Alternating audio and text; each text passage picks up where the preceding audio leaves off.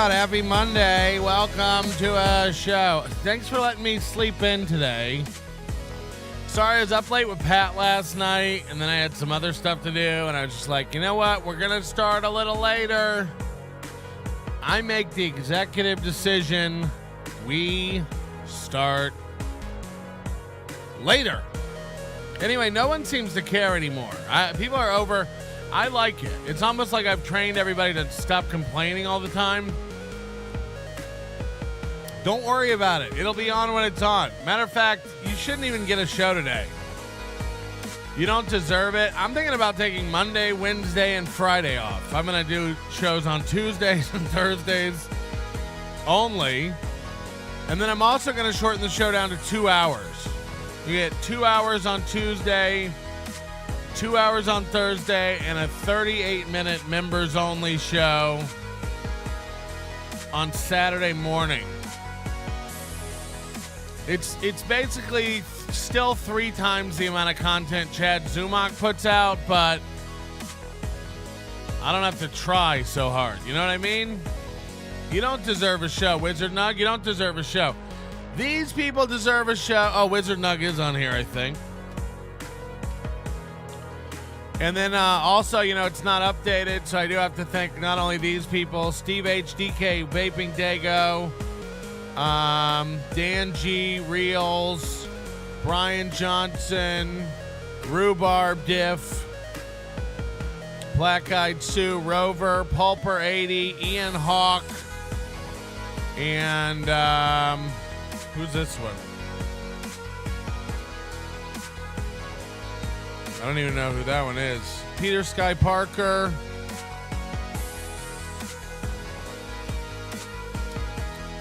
You're all really appreciated today. Along with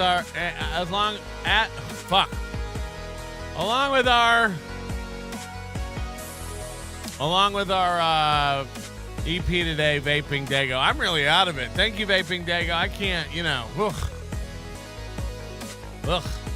Nick Gurr says Rhubarb Dip gave Steel Toe 500. He is David Chandler confirmed. Maybe. I don't know about that. Maybe. Hit the like button. Monday morning, we're doing it. We're gonna go right up to MLC today. We're not gonna snipe MLC today. First of all, who knows when it'll start, you know? 108, 117, 122, 112. Nobody cares.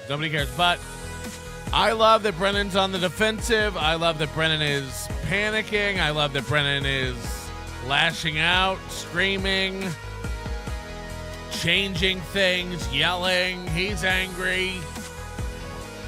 I love it. What do you think it is? What do you think he's so mad about? What do you think he's so mad about? Anybody? Guesses?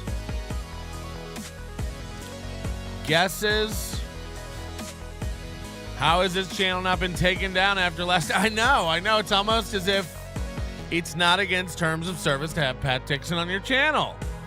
It's almost like Kevin Brennan's a liar.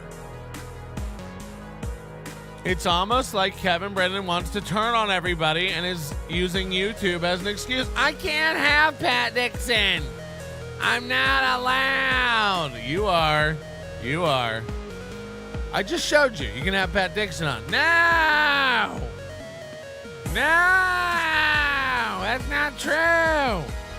That's not true. We'll see. You know, I have a feeling MLC, Kevin Brennan, just poor. I think he's just a poor man. He's out of money. Nobody takes that seriously except Kevin. Kevin will be over there this afternoon like, he's saying I'm poor. He's saying I don't have money. And it's like, do you have money? Yeah. Then who cares? I do. It's not fun. People lying about you isn't fun.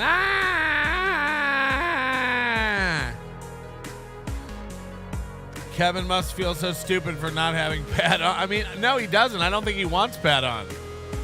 I think anybody that talks to me is an enemy of Kevin Brennan, because that's how Kevin works. It's very simple brain. You know, for a guy who is not retarded, he's an intelligent man, you know, or he was before the onset. Before the early onset, Kevin was a smart guy, but now, I don't know. I don't know. Is he a smart guy now? We're going to get into it. Kevin Brennan has improved his show for the first time in years, and we're here for it.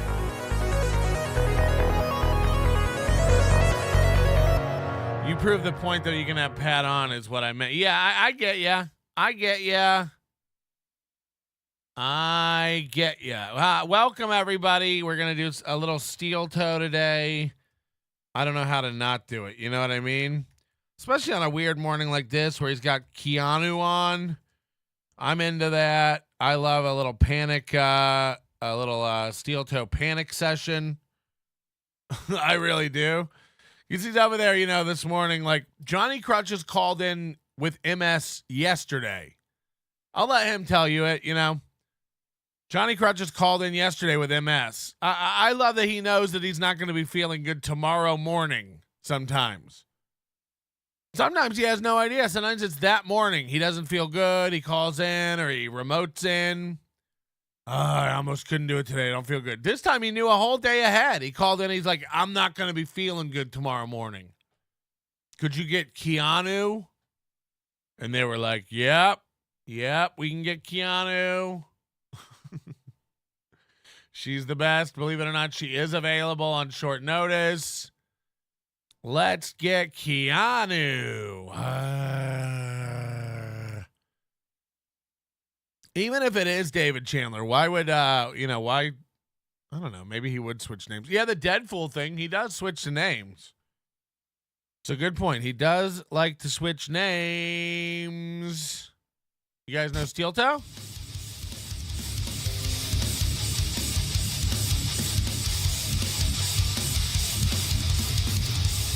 Hardcore, dude. Steel Toe Morning Show.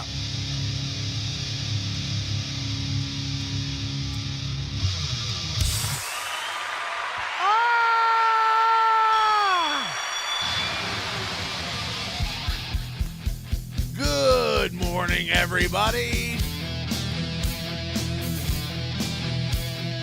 April has her glasses. She earned it. Good morning, boys and girls. Welcome. It's the Steel Toe Morning Show. Oh, my God. What did I do to our camera? Okay, so look at this camera angle they've got. And again, like, it's almost like they're aliens. And it comes on, and then they're like, whoa, why does it look so crazy today? We don't have the ability to check it out before we go live. We have to go live, and then we have to fix our mics and cameras. We have to go live, then we have to fix our mics and cameras. We can't do it ahead of time. We don't know if they're working or not until we're live.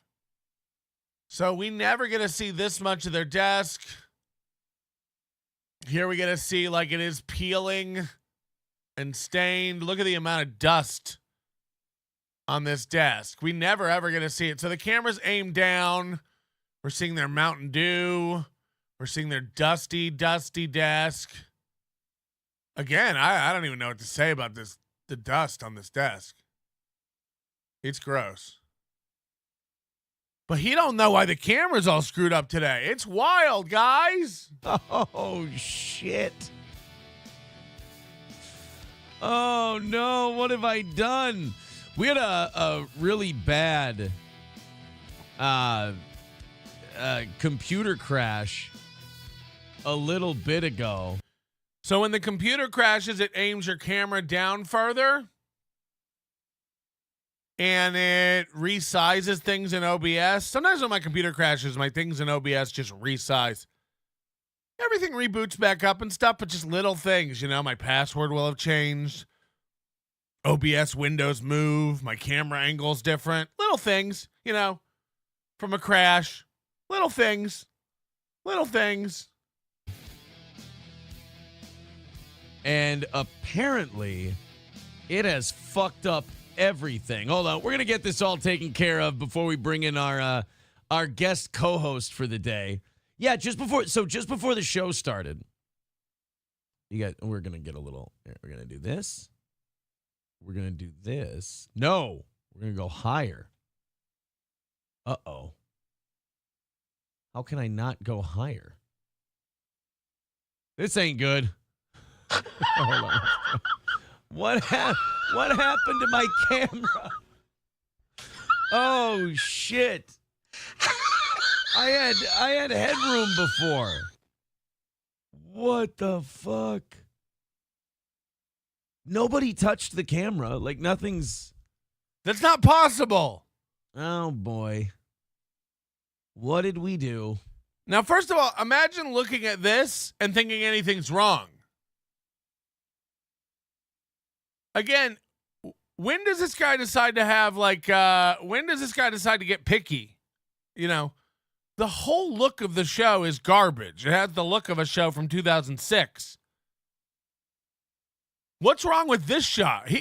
It's weird how picky he gets. He's looking at this shot going like, oh, fuck, this looks like shit. This looks like shit. It's like, this looks the same as it does every day.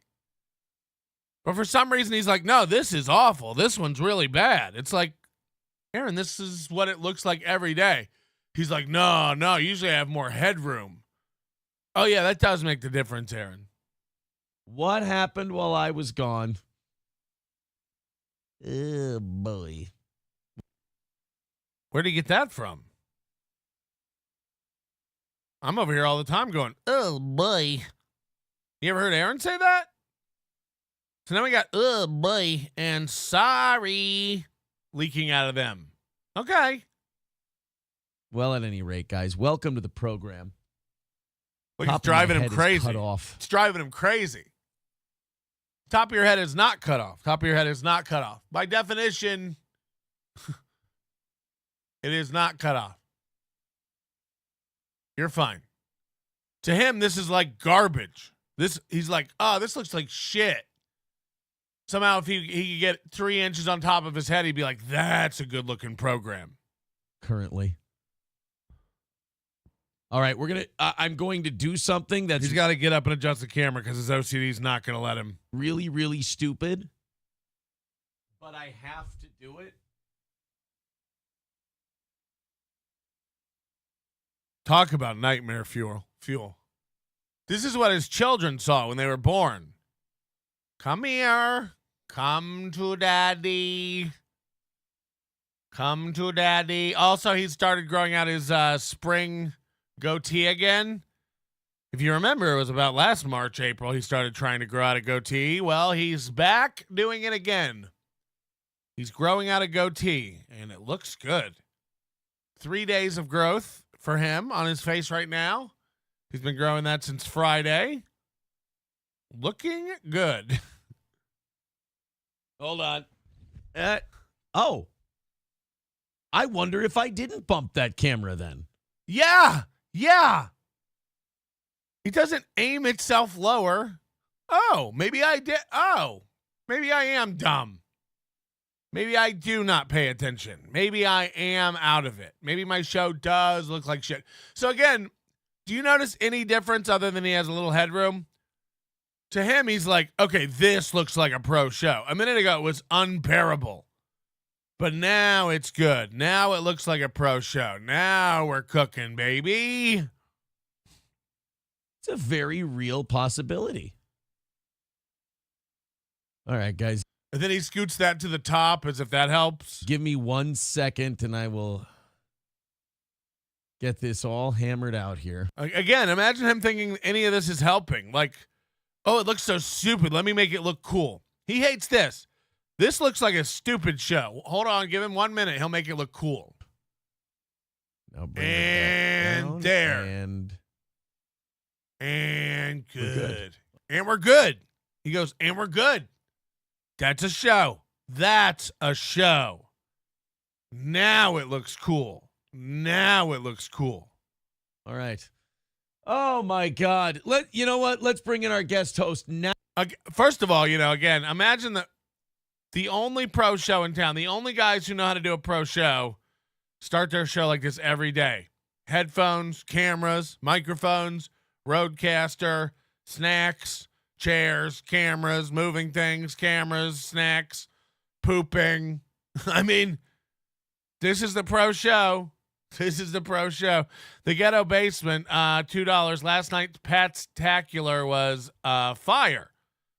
Yeah, Pat Dixon and I did a show last night. Check it out if you haven't had a chance to check that out yet. Thank you for the super stickers, Waver, Sky Waver, Peter Sky Parker, Nick Gurr, and Mason in Portland. Oh, and Rhubarb Diff. Rhubarb Diff is here, a.k.a. allegedly David Chandler. You got to keep creating these names because you get limits, If you throw Steel Toe 500 and Brennan 500 and Melton 100, like you got to start creating new names because you run out of. Oh wait, no. Chandler would always do the memberships though. If he ran out, he would go no limit on memberships. Ching ching ching ching ching, ching ching ching ching ching. Now, since I've got everything fixed, ladies and gentlemen, boys and girls, for those of you who don't follow on Twitter. And I don't even think we had this. For those of you who don't follow on Twitter, I can't let him keep this up. I really can't.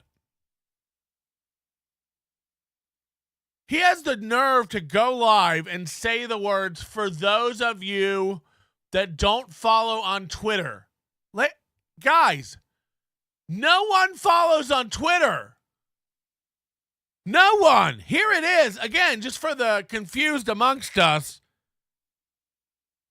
Join Keanu and myself for Steel Toe. 2 likes.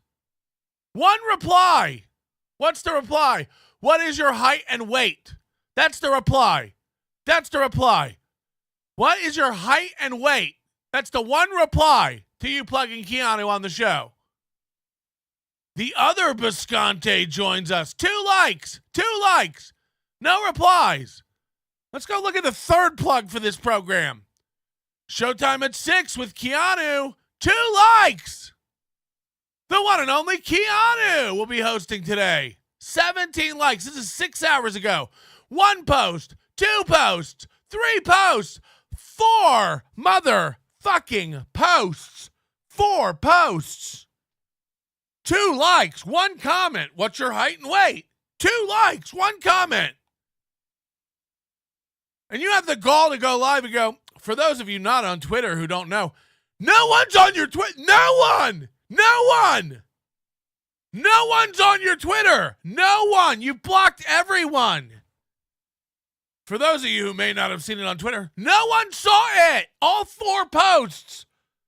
Every hour he posts about it on Twitter, and nobody sees it. No one. MGD's right. The 17 likes came from Keanu's repost. No one's on Steel Toe's Twitter. And this charade you go through every day where you're like, people are messaging on Twitter saying great show last night. People are sending us things on Twitter saying like Milton's a loser, we're winning. No, they're not. Twitter's public. Twitter is fucking public. We can all see it. It ain't. They ain't. Yeah, in case you didn't see on Twitter, Keanu's here. No one saw on Twitter. Just fill us in. No one saw. Knock it off. Knock it off. This thing these idiots do where they pretend like they get so much interaction and messages. Yeah, we did a great show last night. People were really letting me know. No, they weren't. Hi, Melton. I'm sorry for last week. I found your email, and I've saved it in my phone. I think you and I need a boys' night at Little Darlings. Maybe take a drive down the I-80 with our massive boners and see what happens next. Little Darlings is a strip club here in Vegas. Look, I yelled at Ray. What was that? Friday night. Ray doesn't deserve to be yelled at that much, but also he deserves to be yelled at so much harder. I really, someone needs to make Ray independent. It really is cruel to like keep Ray under Kevin's thumb like this. I want these boys to learn how to fly on their own. It may seem mean, and everyone's got their take, and all the takes are retarded, by the way. Well, Ray just gave up $9K to go do Hackamania. No, he didn't. Hey, past performance is no indicator of future results. You ever heard that? So, cuz Ray got $9K from Kevin last year, he's going to get $9K from Kevin this year? No, he never got $9K from Kevin before that. Kevin never made that kind of money until last year. Hello? So you automatically think he's going to make $9K this year, and you automatically think that Kevin's not going to hold anything else over Ray? You automatically think there's going to be no more ultimatums? There's going to be no more control experiments for Ray? Hello, Shuley Network. It never stops. So, yeah, he got $9K last year. Melton just took $9K so he could go. No, he didn't. I'm getting you out from underneath the thumb of this loser. I mean, Kevin Brennan is fucking retarded. I don't know what that is, Lance. You can email me all you want. You can keep writing it. But unless you say what it is, I'll just keep taking your $2 and going, I don't know anything about it. I like the game. By all means, every day, 3 times a day, just give me $2 and ask about it. I don't know about it. So maybe spend $5 and describe it, or I don't know. Send in $2 every 3 minutes and just keep going. What about that? What about it? Hey, buddy. Hey, buddy. Hey, buddy. Fuck you, buddy. Check out my stash, buddy. Boy, I got some new videos of Chad from Joe Howard. Chad on the phone, completely panicking and berating a woman. Actually getting kind of owned by the woman. These are exclusive videos nobody else will have. But I'm not sure I'm quite ready to release these, given the nature of them. See, Chad's flying high right now. Chad's on a 2-week vacation pretending to be a comedian with Nick Swartzen. He can't believe it. Every time Chad does real comedy at a real club, he remembers. He's like, oh, God, yeah. The crowds are there. They're laughing. This is real comedy. Not the strip mall stuff I usually do. This is how real comics do it. Chad gets a little taste of real comedy every once in a while. Which lets me know, every time Chad goes and does a real club for a real comic and freaks out about it like it's the most unique experience a man's ever had, lets me realize how little comedy Chad's done. You shouldn't go feature at an improv and then lose your mind like, this was amazing. 300 people laughing at my jokes. I sold out of shirts. Signed autographs. This was the best weekend of my life. It's like, this is common. These are all common things for a traveling comic. You shouldn't be gushing about them. It's insane. It's really insane. But it lets you know how little comedy Chad has actually done. But I want to let him fly. He won't be podcasting a lot these coming weeks. He's with Swartzen. He's got to be flying high. He doesn't have time for this. He's being a real comic. I want to let him land. We're going to let him land. We're going to let Chad crash back in his lonely studio apartment with just vodka and his inflatable couch. I want him to go live. I want him to tell everybody how amazing it was, wag his finger. Nobody will ever take this weekend away, yada, yada, yada. And then I want to release the tapes that show what a fucking pathetic, insanely needy loser he is. So I got about 5 Chad videos from 2 different sources that really, really clown Chad. But I don't think it's time. I don't want to do it. I don't want to do it while he's flying high. And I don't want to do it while he's not paying attention, while he's away, I don't want to do it while he's staying in a condo, pretending like he is a well-known comic, getting free Tito's. I don't want to do it yet. So we're going to hold him, and we're going to play him when it's time, when we're ready, when the mood strikes. We got plenty of other stuff right now. Announcement ready for the members show with Nick last night. I don't know if you saw it on Twitter. I don't know if anybody saw it on Twitter. No one saw it on Twitter. No one. Good day, my friend. Cool Cat says, hey, buddy. Humble buddy. Get fucking honky. Hey, buddy. I don't even, we may have been ready at that point. But either way, Johnny texted me yesterday And I don't know if you've heard, but Johnny has multiple sclerosis. He has MS. And, you know, whenever we have to have a guest host on, It really infects his funny bones. It affects his ability to ever get a laugh. the show, and it's a Johnny day. Or I guess when it's an April day, too. Like, people just go crazy with, like, what's going on. They go We've seen the Twitter. They don't. Whenever it's a Johnny Day or an April Day, people go crazy. People lose their minds. Where? Where do they do that? Where do they lose their minds, Aaron? Whenever it's a Johnny Day or an April Day, people go crazy. People lose their minds. It's a free-for-all. It's a frenzy. You should see these streets. You can't get 2 likes on a tweet. Whenever it's a Johnny Day or an April Day, people go crazy? We're really wrapping ourselves in a shroud of secrecy here and delusion. He's got this blanket up over him like, we've got so many listeners out there listening. They love us here at Steel Toe. Whenever it's a Johnny or an April Day, the crowd goes crazy. They're always speculating on what's Steel Toe up to? What are they doing out there? They're not. Where is all this conversation and speculation going? The crowd goes crazy whenever we talk about. No, they don't. It's crickets on social media for Steel Toe Morning Show. Who are we kidding? like the worst possible thing. Like every other job, people just call in sick. You know, you figure they got the sniffles, they'll be back some other time.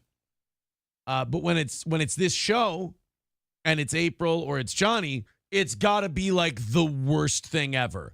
Like April takes a day off. Oh my God. I think the rumors I've heard now is, oh my God, she has a drug problem and she's dying. Hold on. I thought you said we weren't allowed to talk about April's drug problem anymore. How come he keeps bringing it up? He was making jokes about her doing meth last week, and now he's bringing up her drug problem again. But remember when Citizen M brought up her drug problem, he was like, that shit stops now. No one talks about April's drug issues starting now. Which I almost have to give it to people for creativity on that one. We have 3 children. Do you think we can afford drugs? Also, you don't have 3 children. Those children have a mother and father who are vastly different when it comes to responsibility levels. And then they have a 20-year-old piece of ass their dad bangs who drives them to school and back every morning. You and April do not have children. Hello? It's sad that I have to be the one to tell you about this. You and April do not have children. You and Ashley LaRue have children. This is a playing house fantasy that you have with this woman. You guys do not have children. This is why she needs to stop crying about those kids. They're not her kids. April and I have 3 children, okay? No, you don't. I almost have to give it to people for creativity on that one. We have 3 children. We don't have time for a drug problem. Again, even if you do have 3 children, you have a whole nother household that takes care of them part-time. Does her mother not get custody of them ever with her new husband? You know, if anything, you have more help than most families have. Most nuclear families stay together as a single parental unit, raising children. Don't have another family they can pawn their children off to all through the week. You do. You have another family you can hand your gross failure children over to. And now you're going to use it like, guys, April's not here because she's busy. We have 3 children. No, you don't. Again, okay, let's do the math. First of all, you and April have no children, but let's say you do. You split those with another household, which means 1.5 children if you just want to do the math. And hold on, that's why April can't come to her job some days? April can't come down and do a show because sometimes they have kids to do stuff with. Would that fly at any other job? April's not coming in this Monday. She's got kids. I'm not even saying that drug problems are ever out of the question. I'm just saying we don't have time for them here. April barely has time for a coffee addiction. So drug addiction, no. No, she has plenty of time for a coffee addiction. You send her during shows to go get energy drinks. Hello? April doesn't have time for coffee, you guys. She does have time to go to the store on your dime and pick up 7 NOS energy drinks and a couple of 5-hour Skinergies. Terrible flu, awful sinus infection. And so April has a flu and sinus infection. We're in week 4. This is the 4th week of April's flu and sinus infection. This is worse than COVID, H1N1, the bird flu, the swine flu, Ebola, Cartwright's disease. I just made that one up. That's not even a real thing. Probably is, actually. Who knows? The point is, it's week 4. And he's like, April's sick. April's got a bad sinus infection. It ain't a sinus infection on week 4. It ain't a sinus infection when it's week 4. I'm sorry. Send her off to a lab. This bitch needs swabbed in holes we can't reach. Send her off to a lab. I'm serious. DK gifting 20 membership. Also, remember P.O. Box this Friday. We're definitely doing it. DK is going to be awarding somebody who sent something to our P.O. Box with a free ticket to Hackamania. P.O. Box, Nobody Likes Onions, 4948 Mountain Vista Street, number 13932, Las Vegas, Nevada, 89121. That's 4948 Mountain Vista Street, P.O. Box 13932, Las Vegas, Nevada, 89121. You can address that to Nobody Likes Onions, Patrick Melton, Captain Daddy, Diabetes Headquarters, Man on the Moon, whatever you want. We'll be giving that out this week, so you don't want to miss that. DK also says April LaRue now takes the Artie Lang break during the show. Disappears for 20 minutes to do blow. Go get a snack. Something's going on. Something is going on. We've got a couple that always says they do a pro show. Now they're leaving in the middle of shows to shit, fart, get drinks, make cake, pick up kids, do the laundry, run upstairs, grab the mayo, pasta salad, making cocktails, energy drinks, running to the gas station, coming back nude, coming back in bathing suits. What is happening? What is going on? The show's off the wheels. It's almost like they go live every day like, fuck, what can we do to get by today? Here I was on the big stage with Nick Swartz, and the Tito's and GHB was flowing. I made the big time. Next morning, I woke up with no pants and bite marks on my back. I love Nick so much. You can take this from me, Melton. I would not surprise me if Chad was giving Nick a little what Nick needs on the road.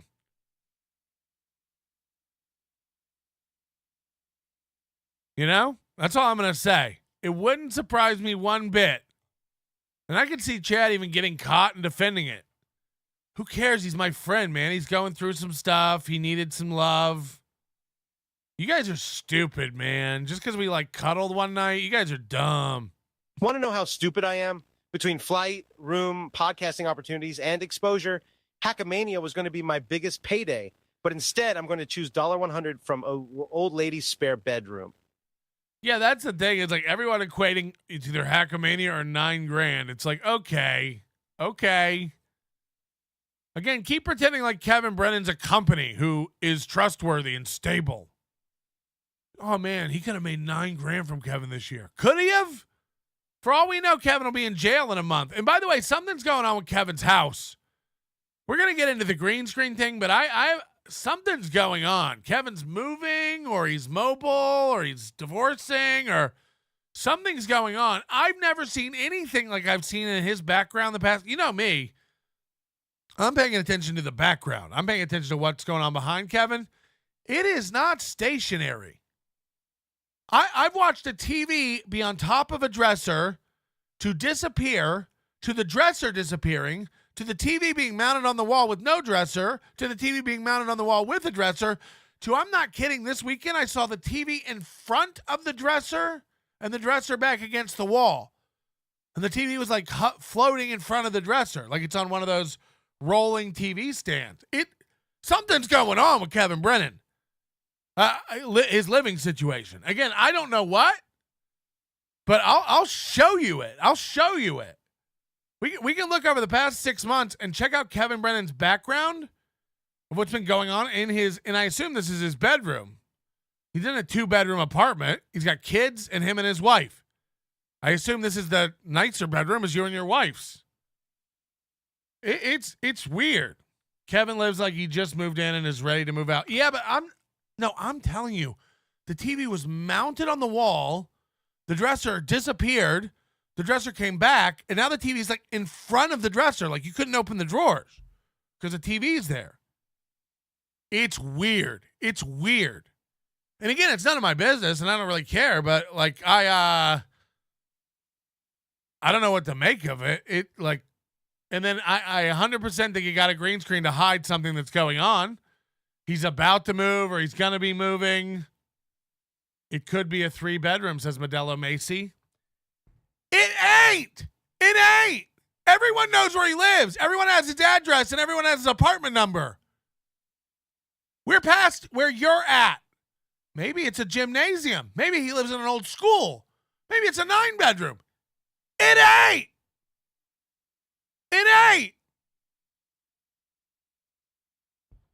Maybe he smokes cigarettes in a dungeon. Maybe he doesn't even have kids. Never thought about that, Modelo Macy. Pipe up more. Brad Dagger says the Chad drop is worth the wait, I promise. It's pretty good. It's pretty good. Maybe he lives in maybe he's an old woman who lives in a shoe. Maybe. For like the last 3 weeks, it happens. What are you going to do? She's fine now. She's good to go. Same thing with John. Hold on. April's fine now. She's good to go. That's why she's not here this morning, okay? April's healed. April's fine. Johnny canceled today because he's not. So April's filling it. Oh, wait. No, she's fine and she's healed and she's good to go, but she's not here again.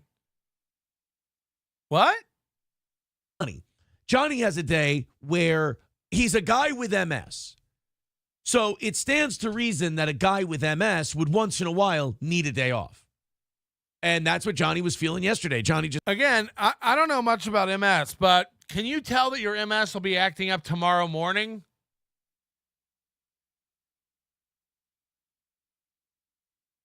Can you tell that your MS will be bad tomorrow morning? Anybody?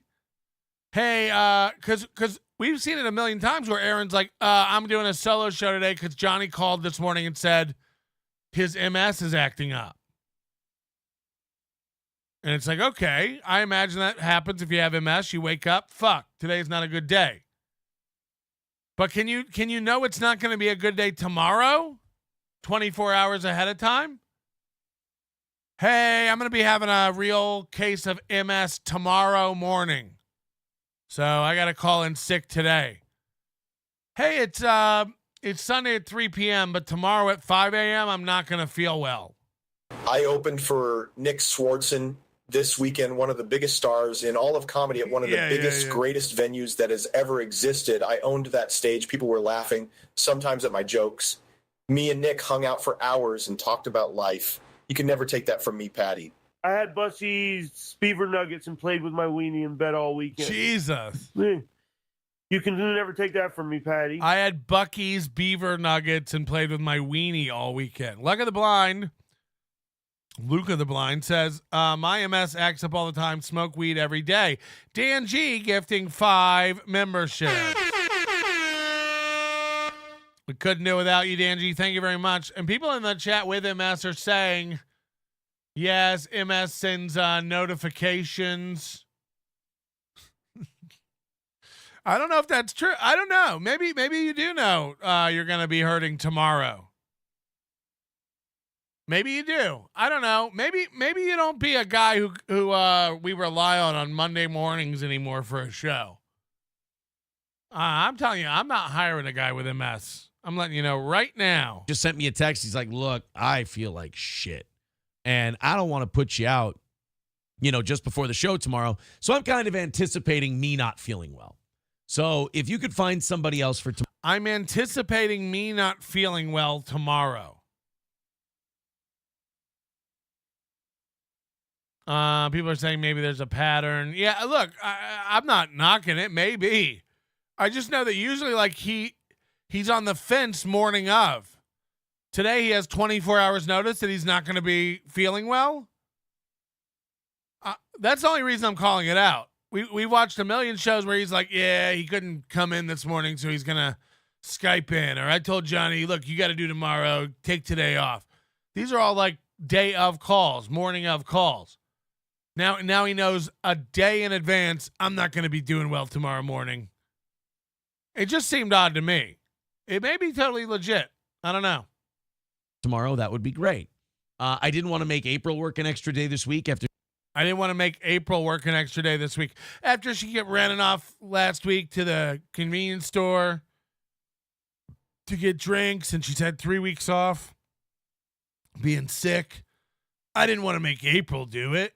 I didn't want to make April get out of bed. She already does 2 mornings a week. She already has to wake up on Wednesday and Thursday. Hello? Isn't that enough for a full-time job? For the operations manager of a radio station? Hello? Johnny does Monday and Tuesdays. Gino does Fridays. April does Wednesdays and Thursdays. I didn't want to make her work extra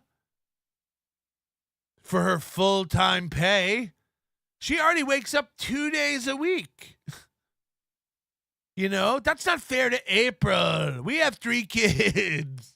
She's just, getting over stuff. She's just getting over stuff. She's all better. She's all good, but she's just getting over it. It wouldn't be fair. Look, she's coming down with something. It wouldn't be fair to get her on the show. She has something. It wouldn't be fair to get her on the show. She just got over something. It wouldn't be fair to get her on the show. It's like, what? You can't come on the show before you're sick, during your sickness, or after your sickness. You know what you can do while you're sick for 3 weeks, though? Go to Nick Rekieta's 3 times to do drugs and shows. You guys weren't too sick to go to Nick Rekieta's last night, Sunday night. You weren't too sick to go to Nick Rekieta's 2 Wednesdays ago, while April was in the height of her sickness and fever dreams. But she's just getting over a cold. We can't ask her to wake up 3 days a week.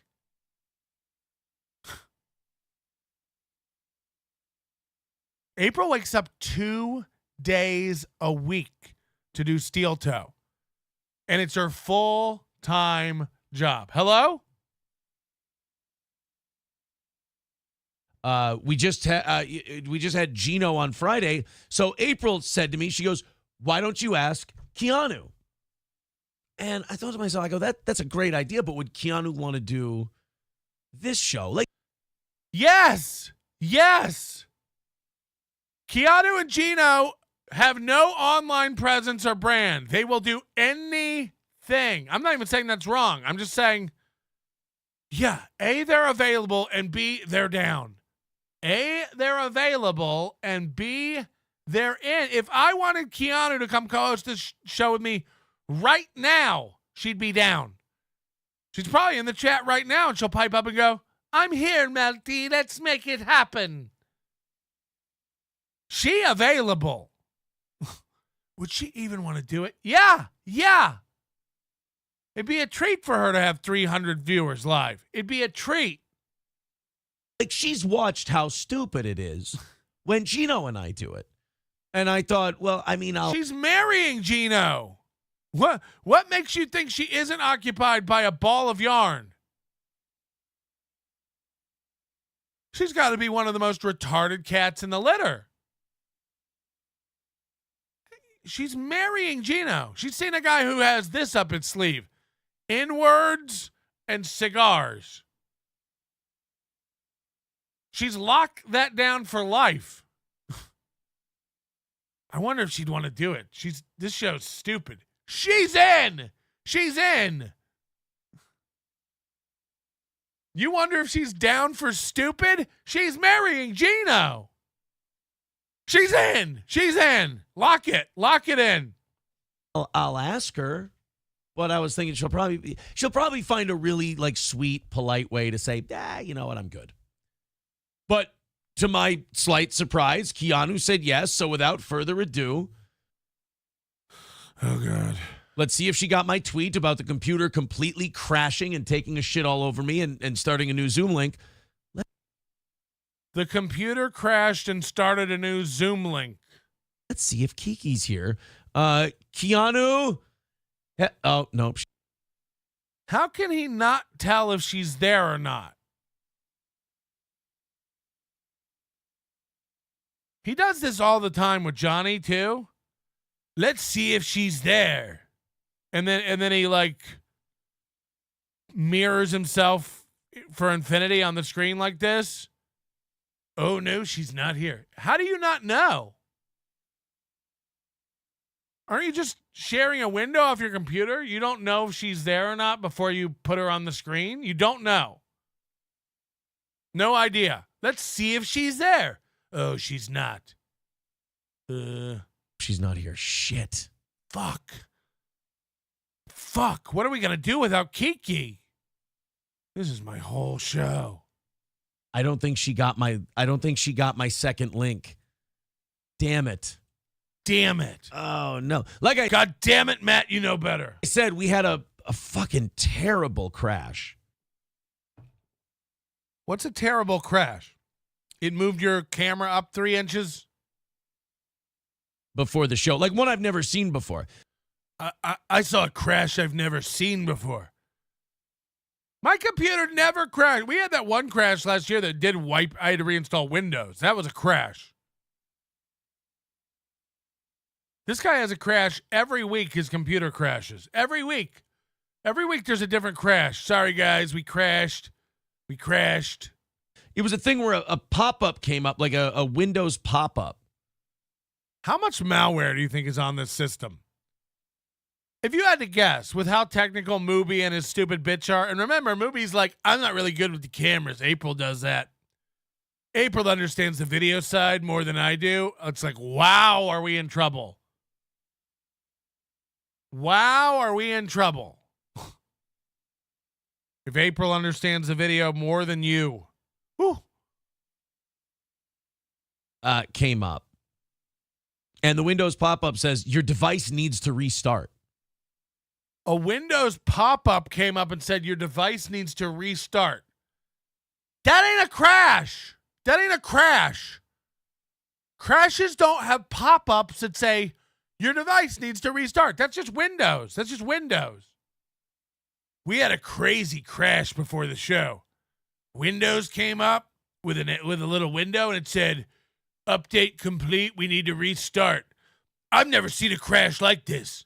I've never seen a crash like that. One of the worst crashes I've ever seen. It came up. It started counting down to when it was going to restart my computer. And as soon as it hit 0, it restarted. One of the weirdest crashes I've ever seen. I've never seen a crash like this in my life. It warns you. It pops up and says, we're going to be crashing. Only it didn't use the word crash at all. It said update, and your device needs to restart. I've never seen anything like it. This is a bad crash. This is one of the worst crashes we've ever seen. He said it was a bad crash. It came up and said, your device needs to restart. There was one of the worst crashes. Damn it. Oh, no. Like I said, we had a fucking terrible crash. A terrible crash. Before the show. Like one I've never seen before. And then he just describes an update. We had a terrible crash. I've never seen it before. It popped up. It said, warning, about to crash. Crash imminent. We will be crashing soon. I've never seen anything like it. I've never seen anything like it. It was a thing where He said a terrible crash. a pop-up came up, like a Windows pop-up came up. And the Windows pop-up says, your device needs to restart. Fuck. How did you recover? Did you immediately shut it down and take it to Geek Squad? It said my device was restarting. I've never seen anything like it. We had a terrible crash. 0% complete. And I'm like, oh, shit, this is bad. It's an update. It's an update. He's like, your device needs to restart. And then it went to an updating page where it said 0% complete. And I was like, oh, fuck. Usually all my updates start at 72%. This is bad. This is bad. I always start at 72. It never starts at 0 and goes to 100 and then restarts and everything's there again. I don't trust it. Usually all my updates start around 55 to 73%. It popped up. It said, need to restart, 0% updating. And I immediately knew. That's when I knew. That's when I knew. I sat back. I go, oh, this is bad. This is gonna be bad. It's counting me down. Oh, this is a virus. Oh, no. Fuck. And so I restarted it myself, and it came up, and then you saw we had to dick with the camera a little. So then I hit restart in the middle of its updates, which you're not supposed to do, but I don't trust anybody. So I just do it anyway. And then it came back up, and I had to fuck with the camera. No. You proved that was all you. You proved that you fucked with the camera, and then that wasn't it at all, and then you had to get up and physically move the camera, and then you went, oh, okay, that was it. So, no, you didn't have to fuck with anything. The crash didn't change anything in OBS. He's convinced himself that the crash, which wasn't a crash at all, his computer was trying to update. Then he manually restarted it. Then he fucked around with his camera, which did nothing. That didn't fix it at all. Then he had to stand up and manually fuck with his camera because it did get physically moved, no matter what he wants to pretend didn't happen. And then he had to go back into OBS and put the camera back how it was because he had physically moved the camera. And he's going to attribute all that to the crash, which, again, the crash didn't do anything. You think the crash went into your OBS profile and just moved the camera? That's what the crash did. It didn't fuck with anything else. It went into your OBS profile in one scene and moved a camera. That's what the crash did.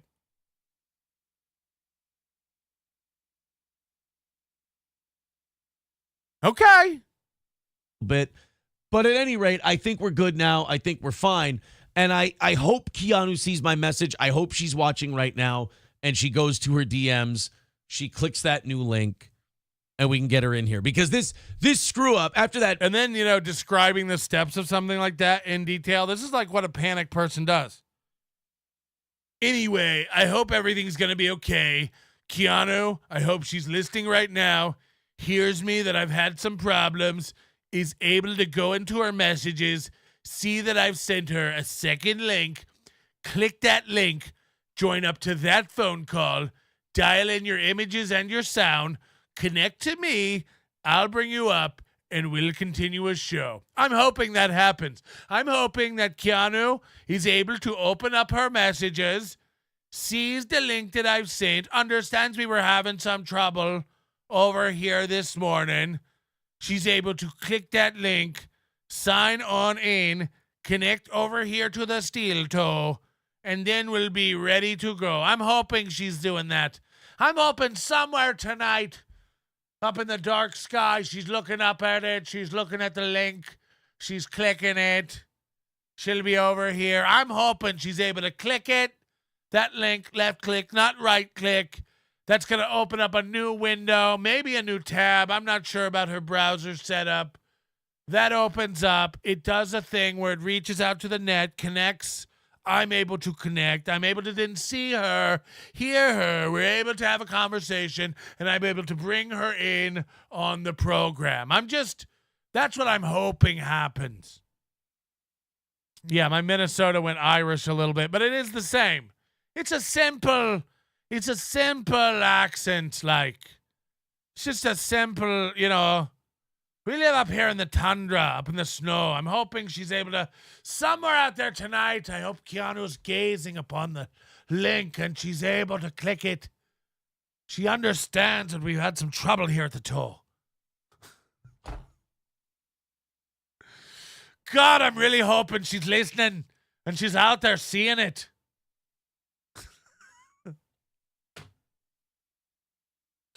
And then she'll click it, it'll open, that'll connect her, and we'll be able to talk. Yeah, how does it work again, Moody? Hi, you see, because I sent her another link, see, and she'll have to find that one and open it. She'll click it, and that'll bring her in and connect her into the connection. I'm hoping it happens. Hello. We had a terrible crash. It warned me that it needed to update. It told me it was 0% done, so I immediately hit the restart button. It opened back up and everything was there. One of the worst crashes of my time. One of the worst days of my life. See a crash that will live in infamy. Oh, the humanity. This crash will go down in history as the crash of crashes. More crashes than you've ever seen in your entire life. A crash so big, so hard, it moved my camera, signed me onto Grindr, and got April on Plenty of Fish. The crash I saw. We worry, baby. The Roadcaster. Baby. It's dripping wet just like me at Nick's house. I mean, never mind. I was sick. I'm very sick. Wonderful introduction and that great explanation. I hope she's able to find it and get and find her way to the program. I hope she's able to find her. We'll keep a light on for ya. Because she had the original link. We heard you. There was a link and a crash and a new link, and you hope she has the new link. I hope she has the new link, and I hope she can find it with the new link. I mean, listen to him. Fill time more. Before the show, like one I've never seen before. It was a thing where a pop-up came up, like a Windows pop-up came up. And the Windows pop-up says, your device needs to restart. 0% complete. And I'm like, oh, shit, this is bad. Why? Again, that just sounds like a standard updating dialog box. And so I restarted it myself, and it came up, and then you saw we had to dick with the camera a little bit. But at any rate, I think we're good now. I think we're fine. Tell us again how the link you send to Kiki will work. How do links work? What do you hope she'll be able to do with the link? And I hope Keanu sees my message. I hope she's watching right now. What else do you hope? How do the links work? Explain it. And she goes to her DMs. Okay, so she'll go to her DMs where you sent the link. She clicks that new link. She clicks the new link. You hearing this? Grab a pen. And we can get her in here. And we'll get her in here. Because what?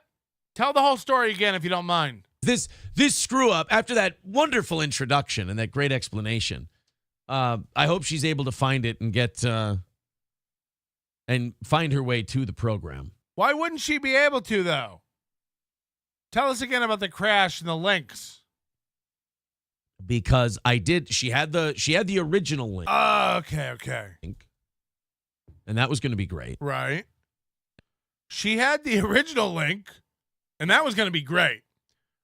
It was a really good link. It was a cool link. I liked the random characters that they assigned to that link.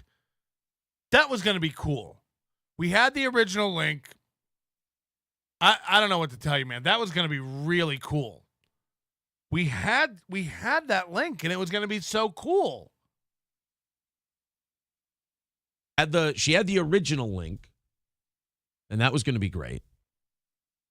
The original link was going to be great. It really was. It upsets me to this day that we can't use that original link.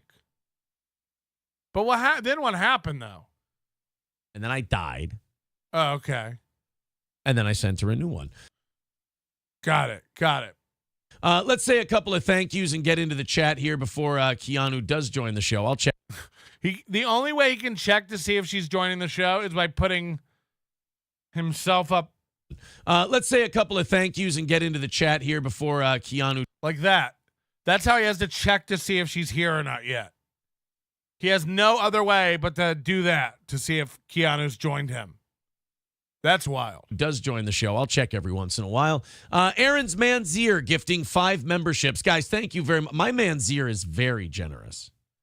That's very kind of my bra to gift memberships like that. We're basically doing the Gino rule today. You guys knock out the goal, we'll do a half hour of overtime. Anything after the goal today is going to go into Keanu's pocket.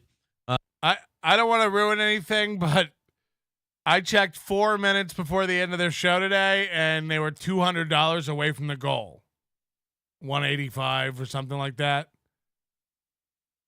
Keanu got fucked. Keanu, I love that. Like, we might pay Keanu today if we beat our goal.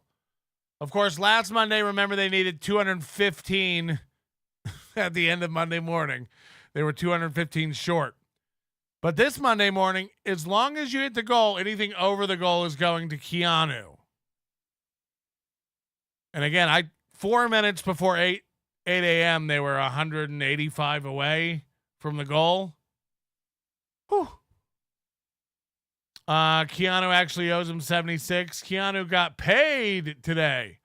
Oh, that's Stat Daddy. So we'll find out. How much did Keanu make today, Stat Daddy?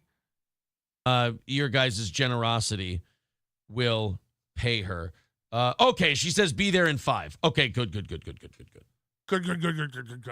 Now I just have to fill 5. Because like I said, I fucked up the link. We heard you.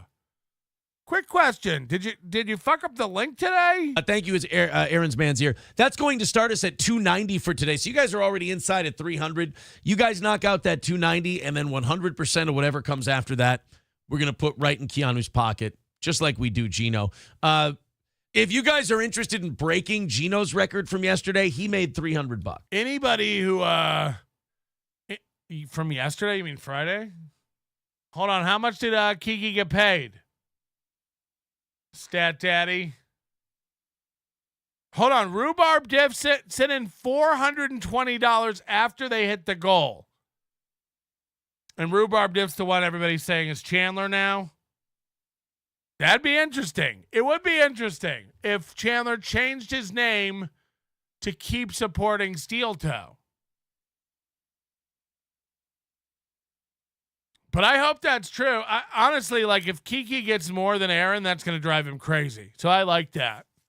If she gets $420 and he gets 2 something, I'm going to be, that makes me very, very happy. Hello? Hey, not too sure how deep you're going to get into the steel toe thing, but Aaron played again the shit clip to Keanu. So he's shown it to Johnny. He's replayed it to Gino. And then again this morning, he had to replay it to Keanu. Which clip? Of him going into the bathroom and taking his clothes off. Yeah, apparently so that's it was completely faked, and he's done that before 4 years ago. Yeah, I mean, he's treating it like it's the greatest clip in internet history or something. It's really sad. No, apparently he literally did the same bit 4 years ago, and he's literally repulling this bit on a new audience. Well, I mean, it's his go-to at this point, I guess. But yeah, wow. All right, cool. Thank you. Yep. Yeah, that doesn't surprise me. The fact that he's like literally recycling material.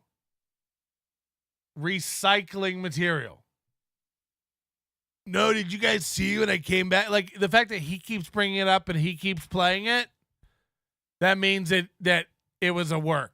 He's proud of it. So I'll throw that out there. I'll let you guys have it. You do with it what you will. PayPal links are in the chat. Streamlabs, Venmo, the super chats, all that stuff. It all counts. Thank you guys very much. Did you guys know everything counts unless it's $2? It all counts, except it doesn't. It used to count, but not really anymore. We have a lot of complicated rules that confuse you, and we do math differently than anyone else on the planet. We actually do math in base moob. All of my math is in base moob. For your generosity. Carlos Cameo says you can crop the widow's peak for good luck. Dude, not only, I've got the hair that people like to point out so much. I don't know if you can tell yet, but it's going to be summertime very soon, and I'm growing this back out again, like I did last summer, the little goatee deal. Does he think that's like a summer thing? Uh-oh. Summertime, all the boys are growing beards. And this is like a winter thing. No shave November. You know? Movember. A lot of guys grow facial hair for the winter. He's got it completely backwards. He's like, soon it's almost beach weather here in Minnesota. Soon we'll all be heading down to Lake Superior to kick rocks. I don't know why he's tied these two things together. Guys, it's almost summer. Time to grow my pathetic, wispy goatee. You know how boys like to do for this summer? Guys, I don't know how to tell you about how guys do, how men do. We all like to grow out a goatee for the summer. It's kind of fun. I like shaving around it. How old is he? It's kind of fun. I like shaving around it. I like having facial hair to kind of fuck around. Now, look, he doesn't have facial hair. This is why he had to stop growing it last year. He can't grow enough to connect it. This is the problem he had last year. And he tries to do this like thin, chin strap line. But he doesn't have enough testosterone to grow enough hair. And he constantly trims this and breaks it. And every time he would do it last year, he would come on like, God damn it, I broke my strap again. I broke it. So he gets really mad when this doesn't connect. And that'll be like what causes him to like stop growing it. That he cannot connect the beard and mustache. He cannot do it. It's kind of fun. I like shaving around it. This is a child. I like shaving around it. I like having facial hair to kind of look at him looking at himself and his fuck around with. Like, even though it's just kind of peach fuzzy right now. He's checking himself out. Look, I kind of like the way, I kind of like having it and shaving around it. It's just fun to play, Even though it's peach fuzzy right now, one day soon, this could be 2 peach fuzzes. Because I grow facial hair like a 12-year-old. I do I like the whole like grooming around it. I haven't done man shit to my face for most of my life, and it's kind of fun doing it this way. I haven't done man shit to my face for most of my life.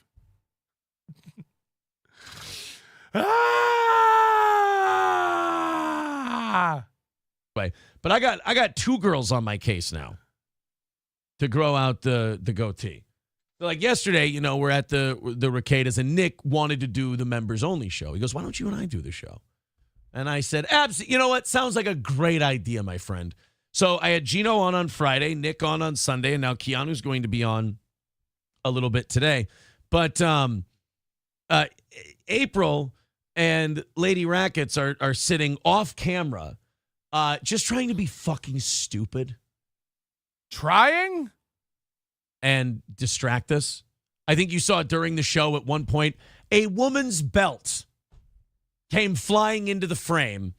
By the way, random check this morning, 7 a.m., 270 people watching on Rumble, 280-something people watching on YouTube.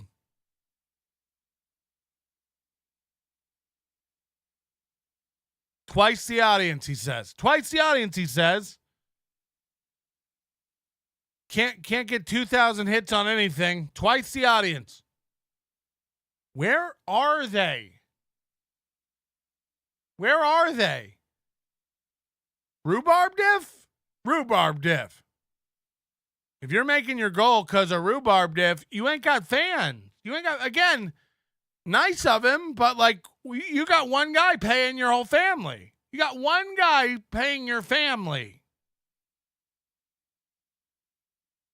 And I put it around my neck. That was April. April took her belt off and threw it at me to distract the boys. What a little hua to do a thing like that. But it was a good time, man. Become a member. Are these Diet Mountain Dews? Are these regulars? Anybody? Watch the show with Nick. Are these diets or regulars? Mountain Dew. How fat are his kids? You know, these little pudgies. Nick and we tried to keep it on track. We did the best we could. But there's one clip. We have a clip of his daughter in one of the shows. He was doing a show with Jake Hudson, and his daughter came waddling up. His little toddler daughter. These girls are going to be fat. You know, just imagine his whole fridge is Mountain Dew and Go-Gurt. I started kind of growing this, not by accident again, but just to kind of see how I liked it. Because I did keep it for a little while last year. And then, like, I'm the kind of guy. I'm a sex guy. I'm a movie guy. I'm the kind of guy who, like, married or not married, or like in a relationship or not in a relationship. Imagine still thinking about yourself like that in your second marriage. So there is still a version of Aaron that could be single at some point in his brain. He's going like, whether or not I'm in a relationship, whether or not married, unmarried, you know. If a pretty girl tells me something looks good, I do it. I'm weak. I don't even know if that's weak. That's probably just smart. You want pretty girls to like you. So if they say, ooh, I really like that. He called himself weak and then upgraded himself to smart. Actually, the more I think about it, I'm not weak. I'm actually very, very smart. I don't know why I put myself down like that. Aaron, you're better than everyone. What I thought was weak, it's actually very genius. I'm actually very, very smart. I go, well, then I'll be growing it out. In fact, I'm going to find some miracle tonic, and I'll even have it grow faster. So, like, if they made a miracle tonic for hair, April likes the way this looks. And then people are getting mad at how flappy his wrists are. Yesterday, well, whenever he starts telling you about what a kind of a man he is, his wrists get real loosey goosey. Nick's wife says to me, and like we've talked before, I have no idea. Like, I'm friends with Nick, but this woman, I don't know if she like tolerate. You know how you have like your friends and then their girlfriends or wives, and you're like, does she tolerate me, or is she like, I'm glad my boyfriend or husband or whatever is friends with this guy. Like I know how Keanu feels, right? For example, I know how most of my friends' wives and girlfriends feel. Nick, I'm not really sure yet. Remember, they've met Keanu and Gino twice, and they're like best friends. These are like the people in their wedding party. We've met twice, and they're like standing up next to me to give me away for my wedding. So she actually came out of not her shell, but maybe her disdain of me. And she said, I really like the way that looks. And of course, she's a beautiful girl as well, just like April. And so when a cute girl tells me, hey, I really like that, I go, First of all, the fact that we have a 40-year-old man calling women girls. Yeah. So like my friend Nick's wife is a cute girl, and my wife is a cute girl. And when girls tell me things, I always like, if I see a pretty girl and a pretty girl tells me things, and Nick's wife is a pretty girl, so I had two pretty girls telling me that I look good. And if you see a pretty girl and a pretty girl tells you, like from a pretty girl, it's like, these women are also 40. What the heck? I'll grow it out for you. Oh, yeah. Both of you. I'll grow out for both. I'm disgusting. I'm pathetic is what it is. So we're going to grow this thing back out again this spring and this summer. And we're going to see how it goes. Who knows? Maybe I grow, who's that UFC ref, Beltran, who grew his mustache so long he could tie it up underneath his chin, like the master of arms of Winterfell? Oh, God, what? Oh, that's going to bug the shit out of me, too. The guy that Theon Greyjoy tried to cut off his head like 17 times. Come on, guys. Come on. Until he finally just had to, like, curb stomp it off. Fuck, it's not Karstark. It starts with an R. Fuck, Roderick Cassell. There we go. I make my shit like Roderick Cassell and just do it that way. Let's, real quick, The autism is in full display this morning. The tics, the control. See, I think I heard her. All right. There she is. There's Keanu. Hello, young lady. And then we got Keanu, who doesn't know how to fix her aspect ratio. It's squishing her. Again, I know she's thin, but fix your camera. No human being is this squished. Hello, darling. How are you, Aaron? Good to see you. Hey, Keanu, do you like the start of my facial hair? Okay, I heard you speaking on this, Okay. and I am not a. I am not a. Uh-oh. Let's see how it. You can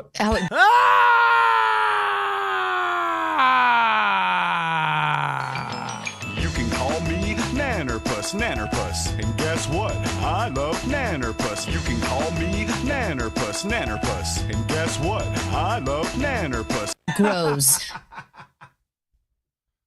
That's very diplomatic. It's the start of it. It's the start of something new. We'll see how it goes and grows. You know what? In fairness, I don't see you sporting a beard, and I am not a goatee kind of you're gal. not. Okay. Well, that. But you know sense. what? Maybe you could pull it off. We'll see. We'll see. I also Right? forgot to say in that speech. Can somebody WD-40 Kiki's throat? I mean, this sounds like old playground equipment, just squeaking. We'll see. Whatever the last good-looking girl says, that's usually what I go with. So now, unless I hear from April or Nick's wife before the end of this show, I'm cutting this off as soon as the show's over. Because now I feel, oh no, you can't say that on He won't. That's 3 days of growth. He will not cut it off. YouTube. Because now I feel disastrous about my facial hair. I have no. Don't feel disastrous. I have no agency. When girls say that looks great, I go do it for you. And if they say, will do this forever. Yeah. You know who I feel like is the same way? Your soon-to-be husband. My betrothed, yes. I do. I feel like he gets. Yeah, once he starts a headband, somewhere, someone along the line, some lady told him, I like that headband on you. And now he has like 85 of them. So that's the old steel toe this morning. April can't get out of bed because she's all better now. I'm not going to make April get up an extra day this week. She already gets up 2 days a week. Hello? It wouldn't be fair if you had to get up more than 2 days a week for your job. Yay! Don't forget Papa Scrimp has the exact same facial hair. Fuck you, I don't have daddy issues. Oh, that is true.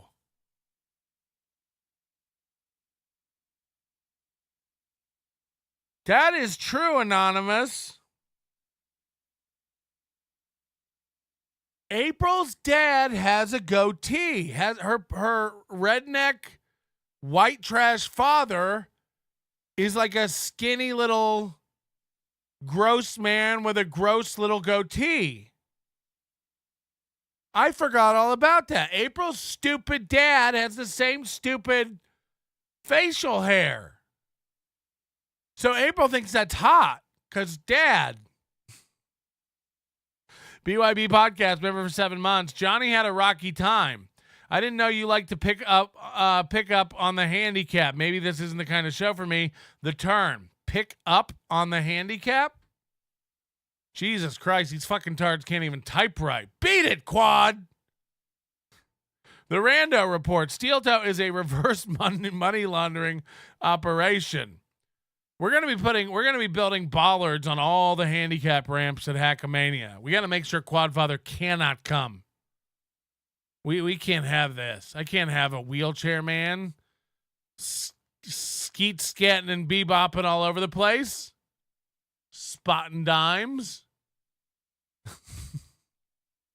7 people will get that. All right, so let's move on to our main event. Kevin fucking Brennan. I don't even know. I don't even know where to start with this one today. So I'm just going to fire up Kevin Brennan's old Patreon. We got two hilarious Kevin Brennan shows to laugh at. I really, woo. He's becoming better than we could have ever dreamed. It really is insane. And again, I think Kevin Brennan's funny. I'm a fan of Kevin Brennan just as a nut, as a rampaging, screaming old nut. As a person, I am quickly drawing the conclusion Kevin Brennan is a bad man. Kevin Brennan is probably not a nice, good guy. Kevin Brennan is probably a bad person. Again, this is hard for me to issue these kinds of judgments. I don't consider myself a good person. I don't consider myself a good guy necessarily. I don't consider myself as the most virtuous,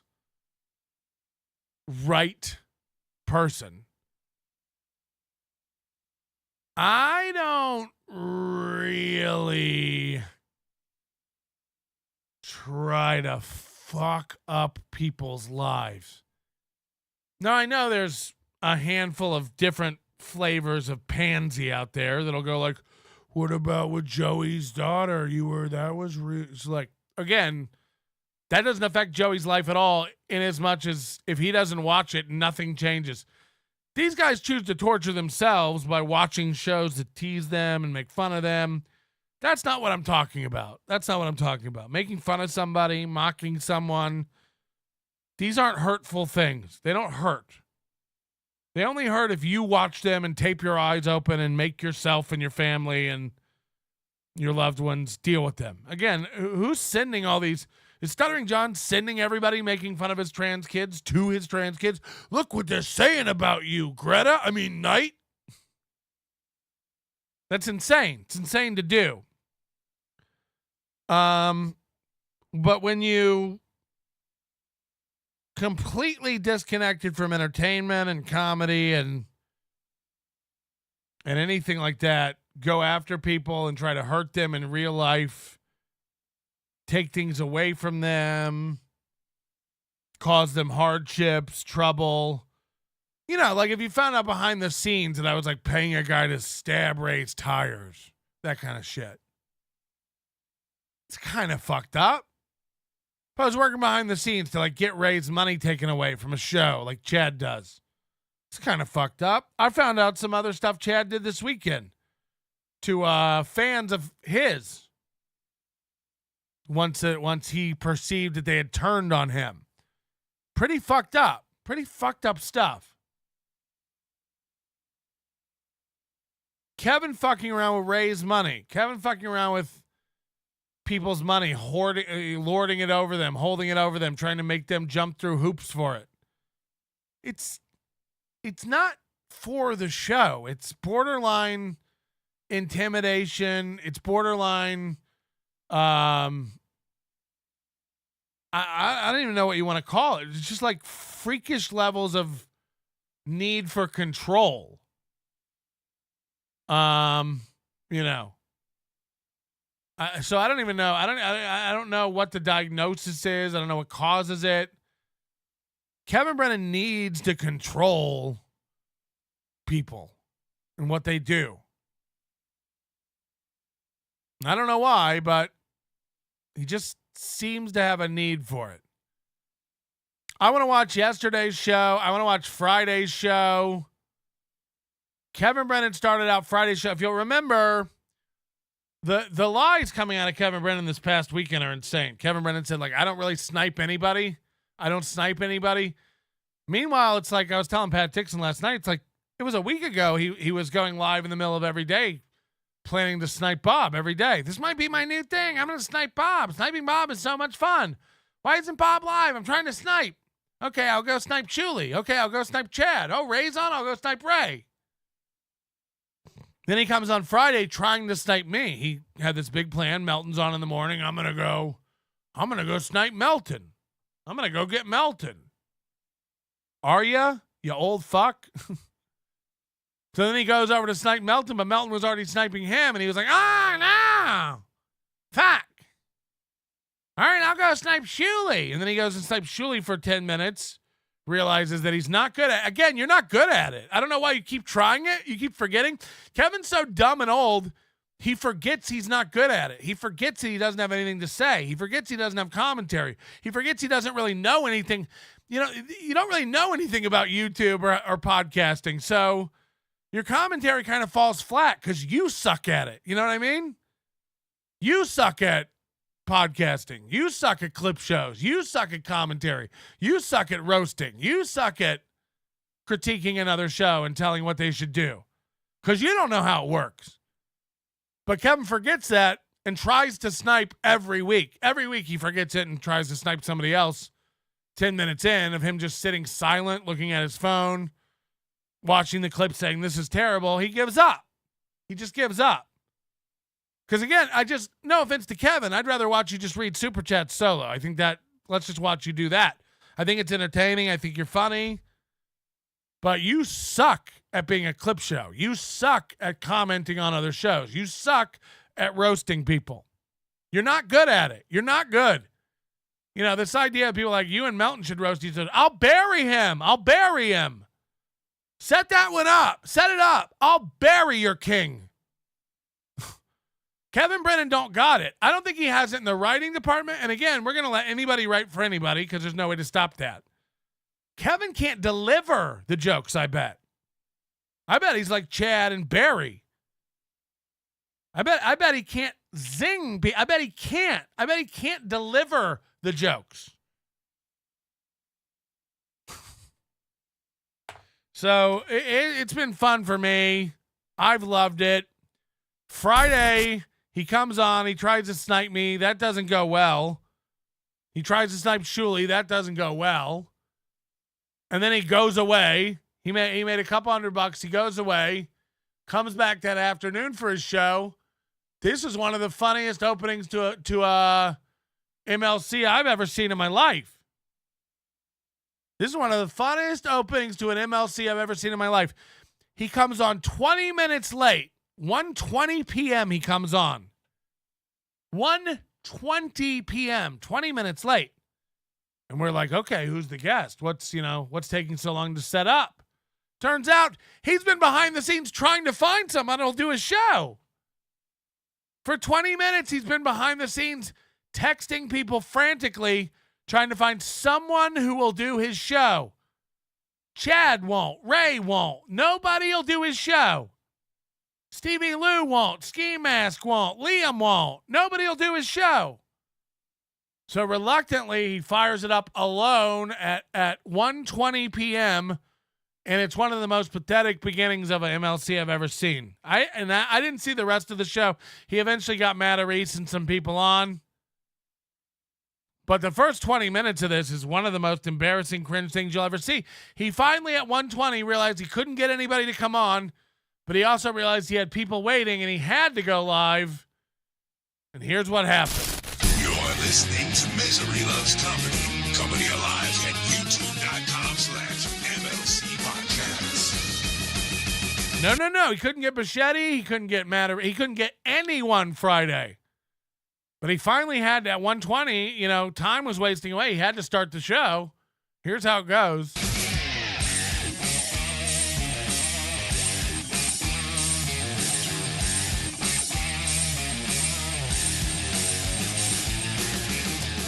Yo, what's up?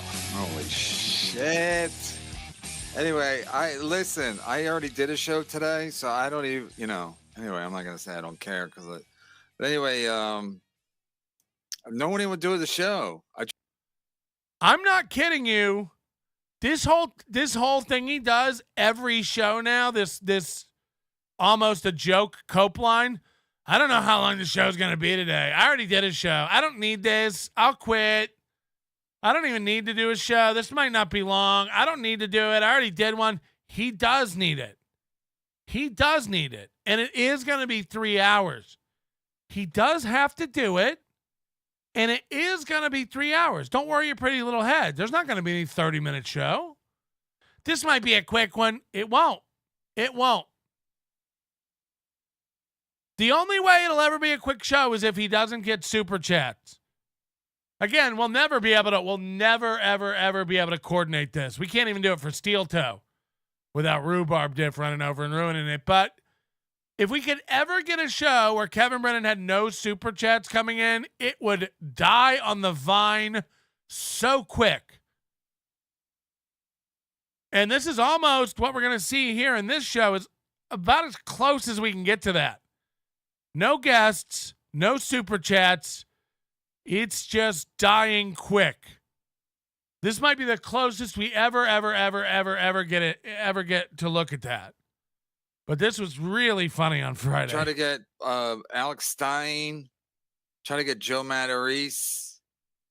I try to get Mike Boschetti. He couldn't get anyone to do his show. I tried to get Carlos Danger. I tried to get Stevie Lou. Stevie Lou couldn't even do it. He's got to do. For his job, he's tomorrow St. Patrick's Day. So, by the way, all the higher tier guys that were real comics, Pat Dixon, Ray DeVito, and I know that sounds pathetic me saying that. These are the higher tier MLC guests. Matt Reese. These at least were real comics. And you hear how he talks about them. These are losers. These are pathetic. They're losers. Ray's a loser. Ray's an idiot. Bichetti's a loser. Bichetti's an idiot. Matarese is a loser. Matarese is an idiot. Melton's a loser. Zumock's a loser. So now he's down to his, the loseriest losers in his basket. Bichetti, Stevie Lou, Ski Mask. No offense, but again, lower tier comics for whatever it's worth. These people are turning him down now. These people are turning him down now. How are you winning? How are you winning? Everyone you have on your show, you claim as a loser. Everyone you ever have on your show, you can't ever stop calling a loser. Now you can't even get the losers on? Ugh. Kevin Brennan is a first-class cunt, says Drive-By. I think that's true. KB didn't pay Bob, and you're just now seeing that KB is a bad guy. Look, again, this is becoming a siren song of retarded people. This KB needs to pay Bob thing. Let it go. Let it go. Bob's dumb. Bob didn't have an agreement. Bob's dumb. Sorry. You're working month to month for a guy with no agreement, not even tacitly over text or anything that you can take to a lawyer and get your money. If there was any casual agreement documented anywhere, he could go to court and get it. There's not. There's not. Kevin is not a trustworthy guy. I knew this from the beginning. I knew Kevin wasn't my friend. I knew Kevin's not trustworthy. I'd never trust him to hold $6,000 for me and hope I get it back. By the way, this amount, $5,000, $6,000, $4,000, $7,000, $8,000. I've heard them all. You know why nobody knows what it is? It doesn't exist. He's never getting it. There was no agreement. Kevin's a cunt. Kevin fucked him over. But Bob's dumb, and Bob didn't have an agreement. So Bob has no recourse. Let it go. Let it go. Is it a notch in the belt that makes Kevin Brennan a cunt? Yes. Yes. Acknowledged. He should have paid Bob. Bob is dumb for not having a contract. Bob is dumb for not having an agreement in place. So not only do we not know how much he's owed, we don't know from when, from what. It's all casual. It was all just casual dripping. So I'm over this. I'm over this. There's no, like, look, that ship sailed. That ship has sailed. Both of them were working like idiots. Again, I don't know if Kevin has a company or a LLC or just cuts check. I don't know how it all works out, but they're all dumb. They're all dumb. You think I'm getting a long-term business arrangement with somebody without setting up an agreement? Without scribbling on a napkin and you sign? Hello? Hello? And then there was the link. It was the most beautiful link in all of the interwebs. It was such a beautiful link that it should have been the link that rules all links. But the system was updated in what can only be described as the crash. The link turned all the little numbers and letters changed. Oh no, it crashed, an unbelievable crash, and now there is a new link. Not the old link, a new link. The link, the link, the link. I too have a new link. I too have a new link. I too have a new link. You know, I don't know. Like, the money thing, I do understand it. Like, Bob is probably most certainly due money. But you don't know how much, I don't know how much, and Bob doesn't even know how much. We're just throwing out numbers. We're just throwing out numbers. They had no, again, where are the texts with the agreement? How come the number changes constantly? Right. Because it's all loosey-magoosey. Now let's go back and watch an old man panic about not being able to get somebody to do his show. Also, like, no super chats come in. I thought it was a dream. No, hardly any super chats come in for the first 30 minutes of this show. And like within 20 minutes, he has to go, we're all caught up. I don't know what to do. This is what I'm talking about. Like, I would pay to watch him get caught up after 10 minutes one day and just have to sit and figure out how to do a show for 3 hours with no super. Again, it'll never happen because super chats are narcissism based. So people have to make it about them. If nothing's coming in, they will have to, I can do one and get all the attention for me. Remember, for 1 month, if KB doesn't control the men that let him, they may get more successful than him, like his brother. I think there's some truth to that. Or they're celebrating tomorrow, whatever. He might jump on. I don't know. So look at this. Look at this TV now. This is what I'm talking about. Kevin has his TV on a little table today. Kevin's got a little table with a TV stand and a pole that goes up to his TV. There's the wire. There's the wire coming out of his TV. And behind that TV is the dresser. Now, again, I wish I was kidding. This TV was mounted on the wall days ago. Now there's a dresser behind it. And the TV's not mounted on the wall, and the TV's on a little table.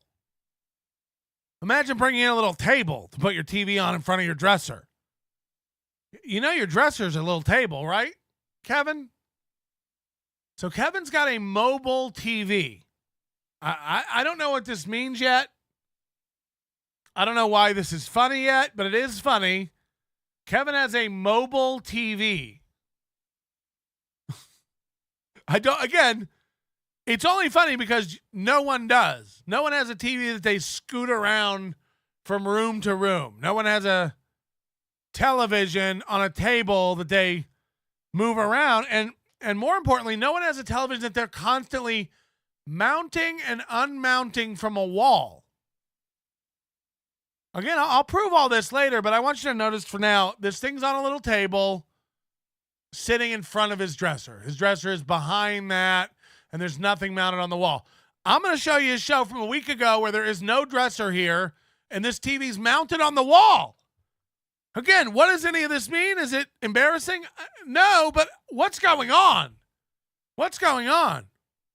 I'm not kidding you. I'll show you dresser, no TV, TV, no dresser, TV on dresser, and then TV in front of dresser. It's wild. And all this happens within weeks.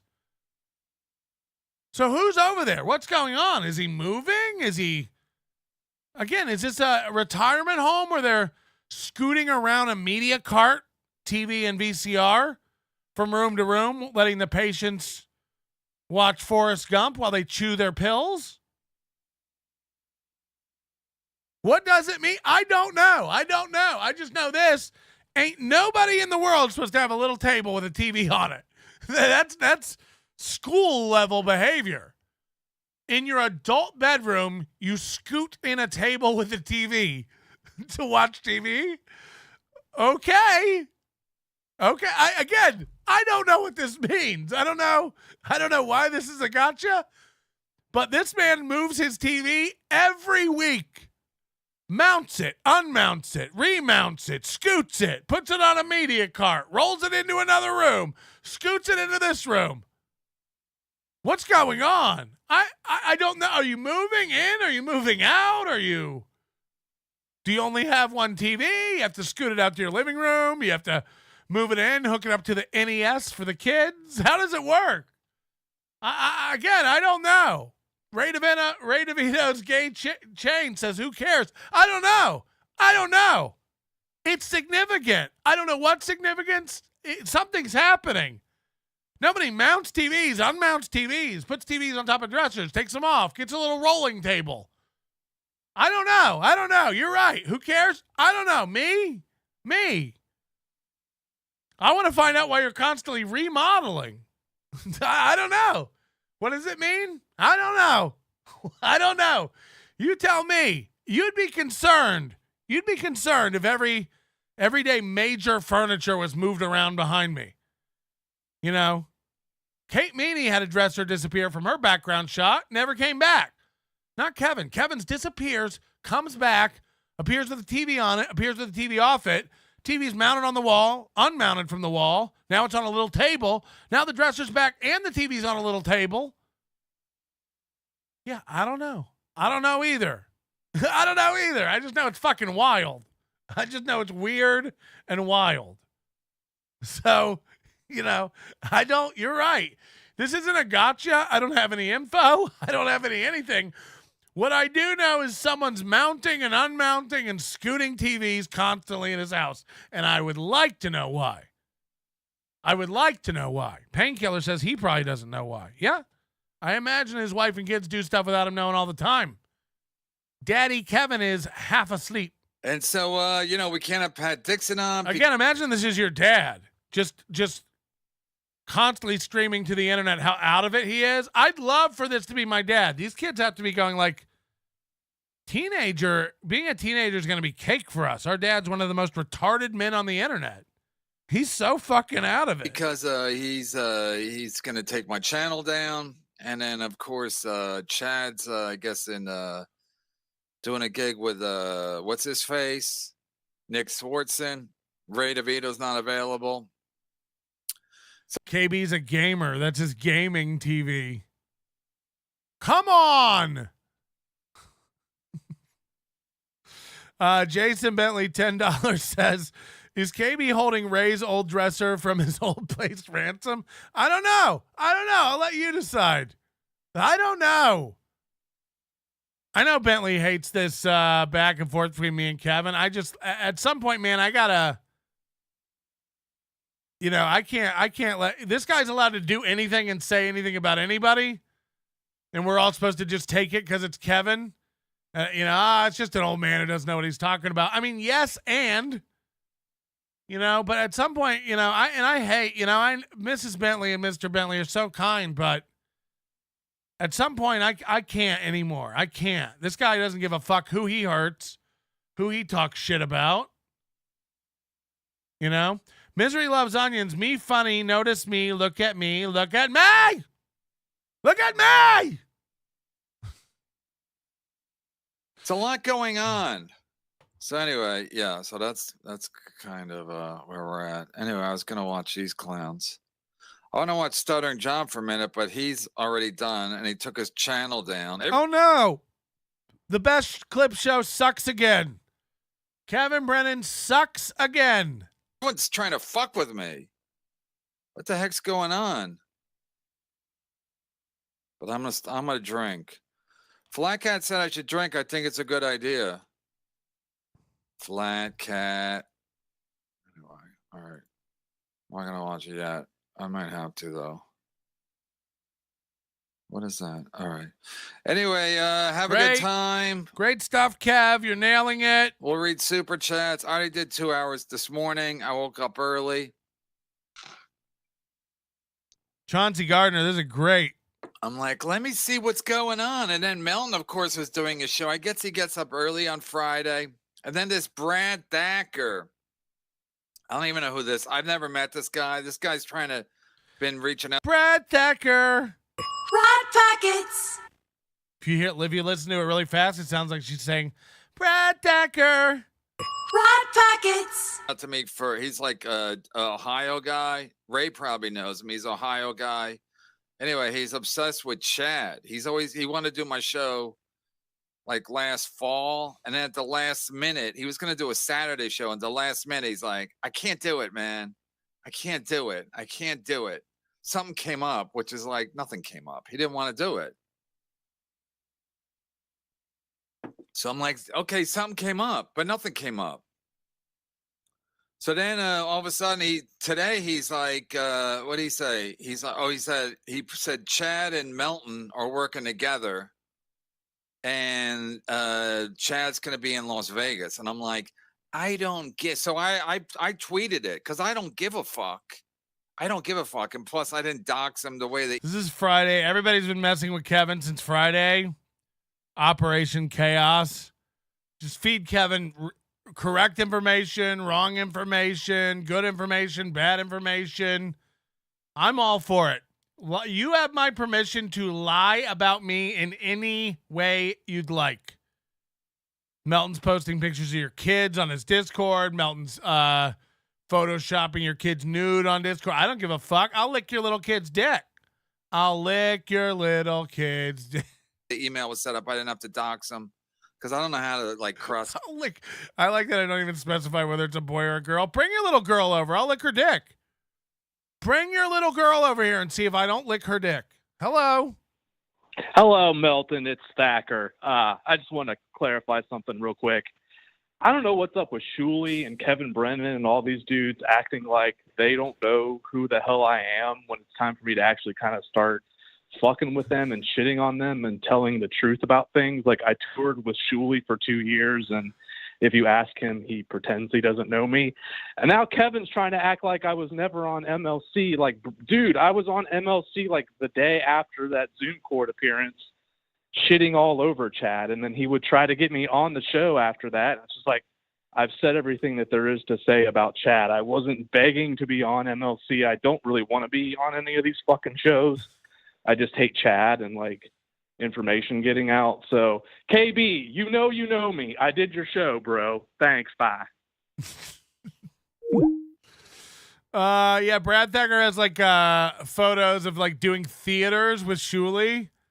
Like, you know, marquees with their names on them and stuff. And Shuley pretends like he doesn't know Brad Thacker. Like, I'm not sure who that is. I don't know. Ty Rivera swears he doesn't know who I am either, but there's like photos of us doing shows together. Like, you know, like after the show, like arms around each other, like, like, I never met him.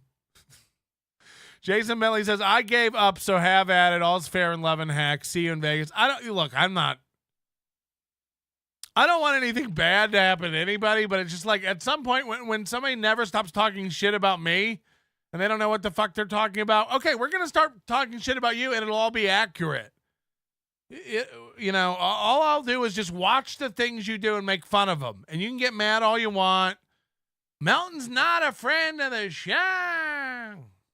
Okay. One of us is a human on Earth who's concerned about how we get along and live with other people. One of us has given up and knows Our time is nigh, and we'll be getting called up to the Heavenly Father soon enough. Right, Kevin? He's Catholic, right? I'm trying to put in religious terms. I'd love to get along with him. I don't even like think that we won't get along in the future. Nothing Kevin says can stay. Nothing Kevin says means anything. Look, he doesn't care about anybody, but he doesn't not care about anybody either. Anybody he badmouths or shits on, he could be back on his show in a week. Threaten to rape his kids. Threaten to rape his wife. Threaten to, I'd get a skywriter to draw pictures of his wife and kids if I could find a plane that could put out brown smoke. Got him. No, I mean, it's just like, you got to get over it. If you're going to let all this stuff hurt you, then I'm going to keep needling it. Once you start doing that stuff, okay, we're just going to needle you to death, and you can do it back, and you can play hardball. Again, Kevin will go after your wife. Kevin will go after your kids. Kevin will snipe your channel. Kevin will strike your channel. Kevin will try to turn you into the IRS because he thinks he understands taxes. He'll try to do everything to you. But if you try to do it to him, he's like, hey, Mountain sniping me. Hey. No. Mean. Ray's like, he doesn't like it when you snipe him, Patrick. You shouldn't do that. Oh, he doesn't like it. He doesn't like it. He doesn't like it. Oh, man. It's out people's names and shit. So then he contacts me again. He goes, oh, I saw you tweeted it out. He goes, there's somebody in Melton's Discord that's pretending to be me. I'm like, I don't give a fuck. I don't give a fuck. I just do shows about him all day, every day. It's so funny. Soon he starts screaming about, I don't even talk about Melton. Again, don't forget, this is his second show of the day, all about Melton. I don't snipe anybody. I don't even talk about Melton. I don't care about anybody's numbers. It's like, Kevin, have you ever seen MLC? I mean, it's like they act like if Chad and Melton were in Vegas, that would break the internet. Chad and Melton were just in Atlantic City. Nobody cared. Nobody cared. Again, I don't even know what he's talking about. I guess Brad Thacker tried to get him to believe Chad and I are working together behind the scenes. Nobody even cares about it, but here's 10 minutes on it. You ever seen anybody drink overhanded like that? I never seen anybody lift the mug and do it like this. Gino Bisconte was there. Stuttering John was there. Nobody cares. Nobody fucking cares. You come in from above your mouth with the mug and tip with the handle straight out. You're like this. See, this is how you drink. It's a weird way to drink. Watch it next time he does it. Who's going to be in Vegas? You think if Chad goes to Vegas, anyone's going to give a fuck? They're not. They're not. So again, he's just screaming about misinformation he was given. But he doesn't care. So there you go. There you have it. See that? It's weird that the hand's on top of the mug. I don't even have a mug to duplicate it with in here. But it's weird to have the... Now people want me to roast battle Melton? He's forgetting how to drink. Did I already have that up? Roast battle KB versus Melton would would it? He don't like to do that. So out of nowhere, he's just like, Melton won't. Melton's chicken. I'm in, old man. Melton versus KB roast. I'm in. Are you? Why would I? Melton. Why would I? I'm KB. I don't ever do anything anymore. I don't do stand-up. I don't tell jokes. I don't roast. I don't do podcasts alone. I don't do podcasts with people.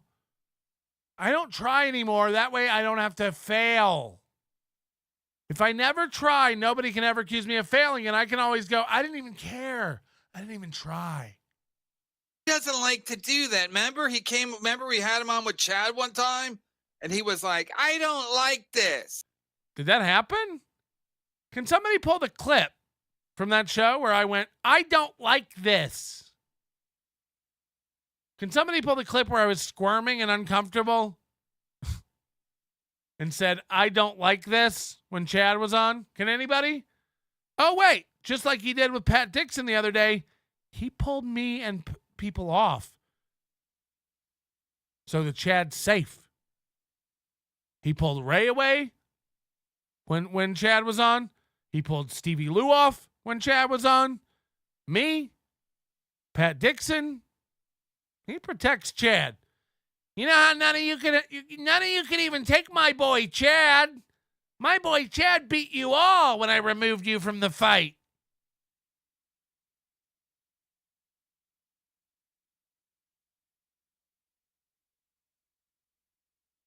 Okay.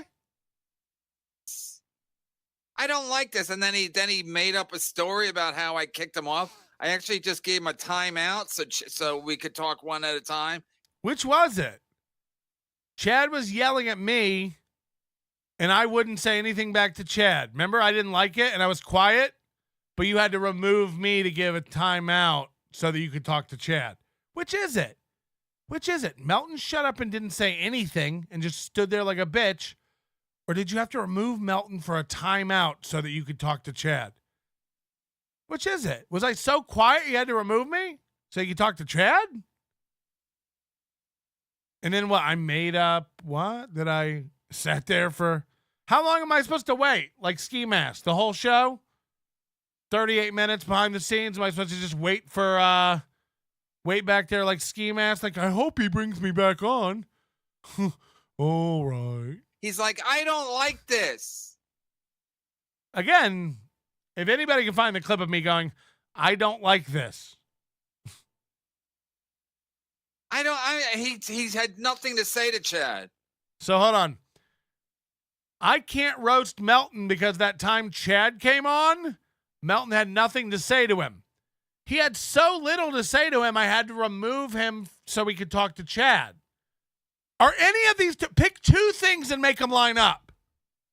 Hey, do you want to roast Melton? Melton doesn't roast. Remember that time Chad came on? Yeah, that wasn't a roast. That was just Chad wanting to come on and scream. Yeah, but still, I'm going to equate it to that because I'm dumb and old, and I forgot the question already. The question was, why won't you roast Melton? Remember that time Chad came on? It wasn't a roast at all? And then Melton sat there and didn't say anything? And he was so loud and annoying while not saying anything that I had to remove him from the stream for a timeout because he just sat there like a bitch. He was sitting there like a bitch so much that I thought he needed a timeout. So I took him off. So that's why I won't roast Melton.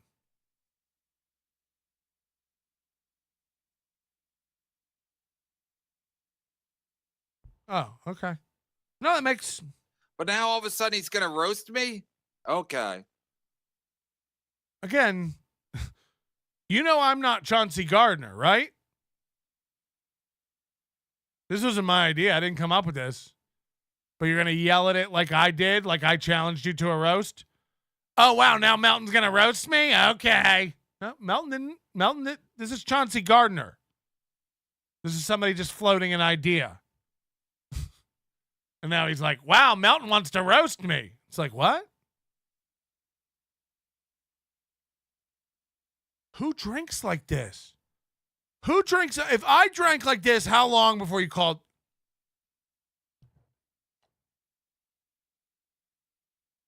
Overhanded drinking. All this, he's going to get all the jokes from the Discord. Got it. Again, Kevin will never do anything like that because then I'll have to try. Kevin doesn't do it anymore because he can't do it anymore. He can't write jokes. He can't deliver jokes. He'll never get on a plane again. He'll never do stand-up again. He'll never be on a stage again. Mark my words. Mark my words. He will never, ever, ever do it again because he can't. Not only can he not, he's he's become Howard Stern slowly in a way. He's like paranoid of the world. He's scared everywhere he goes. He's sitting at corners, you know, with his bicycle, just looking around nonstop, scared of everybody. He thinks people are following him. He thinks people are out to get him. He thinks everywhere he goes, he needs security, and he's got to move in the shadows and operate stealthily. You know, he's a covert, clandestine kind of guy. People are after him. It's like people don't know you. People don't know who you are. You know. Mark my words, he will this is sad. At 63, he'll never get on a plane again. I'm serious. He'll never travel. He'll never do a show again. It's over. It's over. Kevin, this is what happens when you surround yourself with idiots and simpletons. What did you think? Oh yeah, and then Ski Mask called me. So I'm like, I am surrounded by idiots. I'm literally surrounded by idiots. Ski Mask trying to get on Tuki's show, my show. Now he's back to Kevin's show. I mean, this is getting. Oh yeah, Adam. Yeah, Adam should make the chat open, so you guys can have Sorry. This is his show. So I don't know how long I'm gonna do. I already did. I don't know how long I'm gonna do. Guys, I might not do a long one today. Anybody fall for this shit? Every show anymore? I might leave my own show. I don't even have to do this. I don't need to do a show. I might not even do a show. MGD says he'll never take a week off podcasting. You might be right. 2 hours today. Just sitting there. I didn't get a guest. Just sitting there. I'm kind of glad I didn't get a guest. You can't fire me. I quit. I didn't want to. This is what he goes. I tried to get Chad. I tried to get Matt Reese. I tried to get Bichetti, Stevie Lou, Ski Mask. I don't know. I'm glad I didn't get a guest, actually. The 40 minutes while I was calling around, I was hoping nobody was available. Joke's on them. I'm actually better alone. I didn't even want a guest today. I was just calling around to make sure that they knew that I also didn't want a guest today. Yeah, I could have had Keanu, but you know, I'm glad I don't. I'm actually glad that there is no guest today. This fucking why is everybody being mean to me? Nobody will come on my show. I couldn't get anybody today. I'm kind of glad. Yeah. Just this is like childish level cope happening live. We watch you pivot from bitching about not being able to get anyone to going, you know what? I didn't want anyone anyway. It's fine. I tried desperately to get anyone on the show, but you know what? I'm kind of glad that they all said no and turned me down. I wanted to do a Comedy Central Presents. You know what? I tried to get CBS to pick up my pilot. I'm kind of glad they didn't, you know? I was like, sure, it'd be cool having a hit show, but do I even really want that? I'm kind of glad they kicked me to the curb and didn't give me any more money. Yeah. I'm glad that my brother Neil created Chappelle's show. I thought about co-creating Chappelle's show. Wasn't for me. I passed it on to Neil. Actually, Chappelle and I came up with it, smoking a cigarette one night, and I was like, dude, honestly, this is more Neil's style. You might want to talk to Neil about this. I'm actually glad I wasn't in it at all. I'm actually glad they cut me from Half Baked now that I think about it. Uh-huh. What else? What else are you glad that you failed at? I'm actually glad I came in runner-up on Star Search. It would have been a lot of trouble if I would have won and had industry just piling over me. I'm actually glad.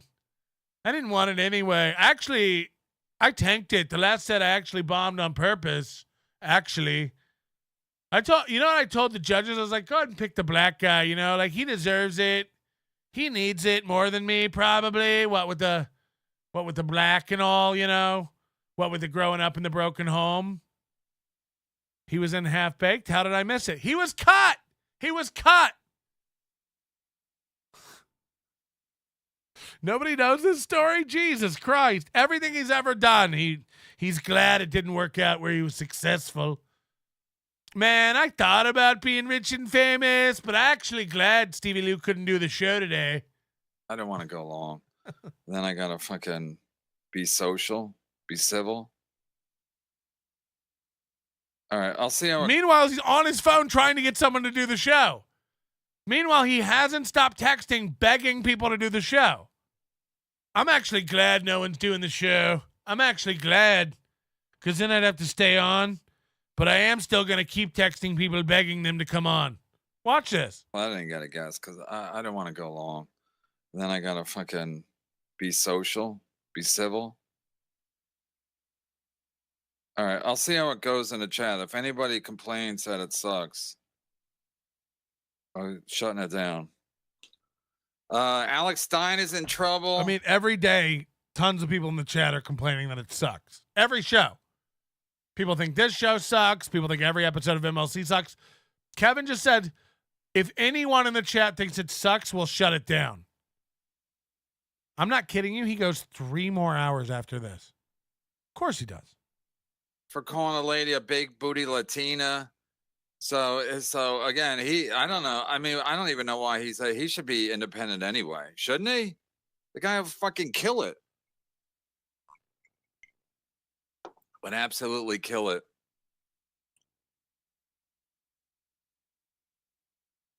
You're live, Kevin. Kevin, you're live. Kevin, you're on live. Watching these guys read and parse things quietly. Chad, Ray, and KB now, this is their show. We have to watch them read and process information silently. This is where we're at. Watching Kevin read and process. The guy will fucking kill it. 1, 1,000, 2, 1,000, 3, 1,000. Would absolutely kill it. 1, 1,000, 2, 1,000, 3, 1,000, 4, 1,000, 5, 1,000, 6, 1,000, 7. You're live! You're on! Patient zero of doxing. And it's amazing to watch him come up with all these excuses as to why it's different what Vince did. This is second time checking in with Point Dabble Point. Let's hear the critiques and commentary. This is going to be good. Only Kevin Brennan can do it like this, guys. Only Kevin Brennan can do it like this. It's really, really good. Really, really good. Eddie Valentino, Kevin Brennan is reminding me too much of Stuttering John with his rewriting of history and yelling about people who aren't on screen.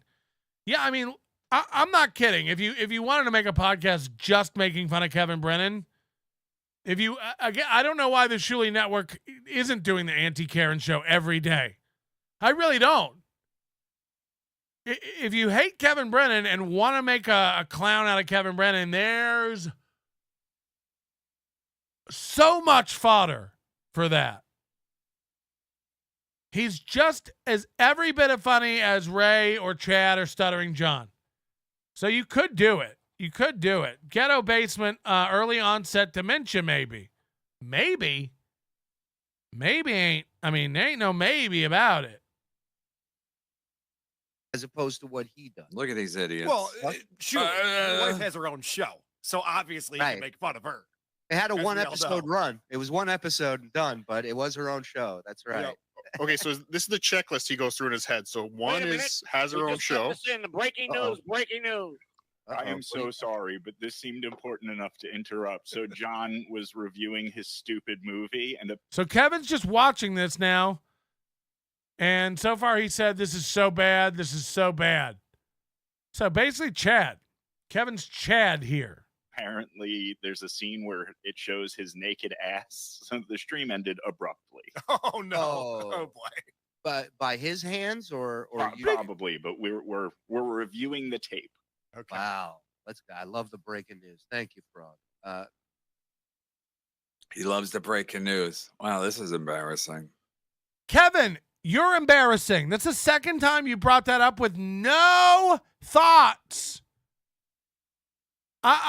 There's no other way to say this, you old fuck. You wish you could do what everyone else does, and you can't. This might be the theme of your life. Hit the like button for me, 600 strong. This might be the theme of Kevin's life and career. The little engine that actually can't. He couldn't have created Chappelle's show because he didn't have the goods. He couldn't win a stand-up competition because he didn't have the goods. He can't become a clip show like he so desperately wants to do because he doesn't have the goods, both technologically and comedically. You don't have it.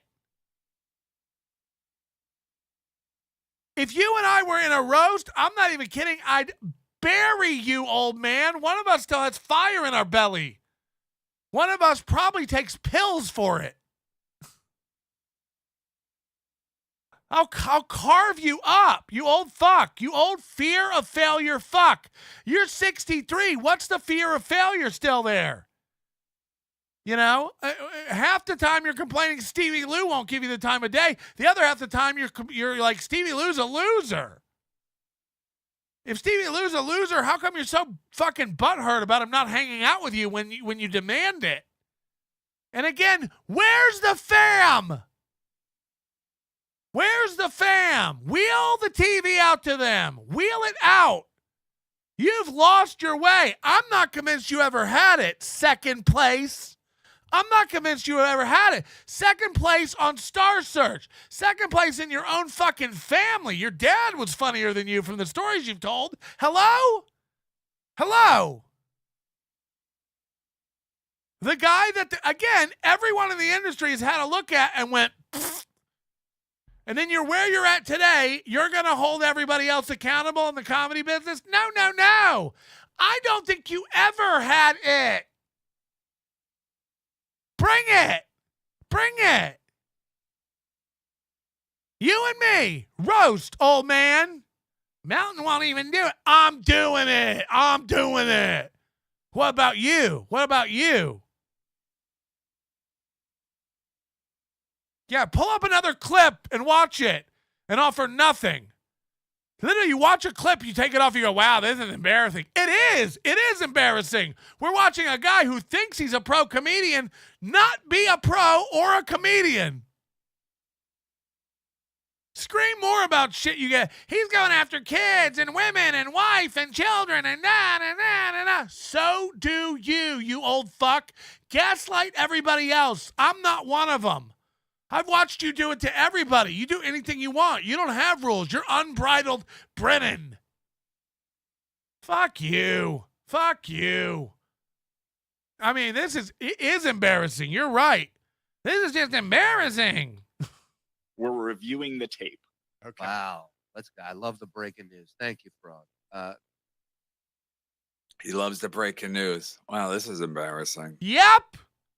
You made us watch 4 minutes of that, and your only comment is, wow, this is embarrassing. You add so much, Kevin. You add so much to the world. God, it's so good to see you shine, finally. This is literally embarrassing. Jay Smitty, this sucks. Yeah, maybe I'll end it soon. I don't. You won't. You won't. You're obsessed with the numbers. You won't. You won't. You can't. You're doing 2-a-days now, papa. You're doing 2-a-days now. You jealous fuck.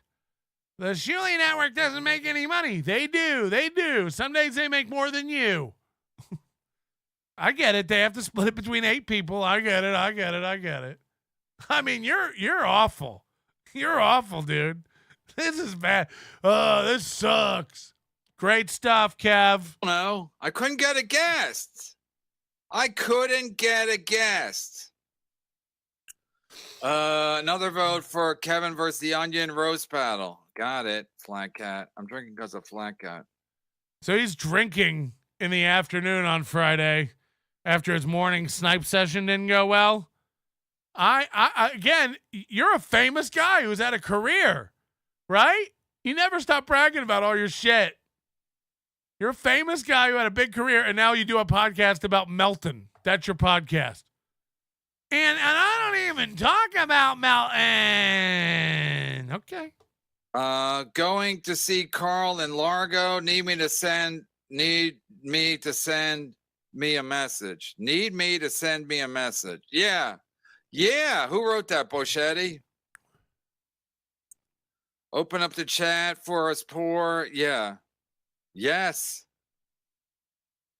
Okay. We're caught up. We're caught up. We're doing it. Should we talk about Stuttering John? We're caught up. 8 minutes in. I mean, this is Shuli already did a show, and then they're going to do another show tonight. So, how's that affect you? Again, why does he give a fuck? Who cares? Who cares? Shuli can do shows all day. Who cares? Why does it bug you? Why does it eat you up?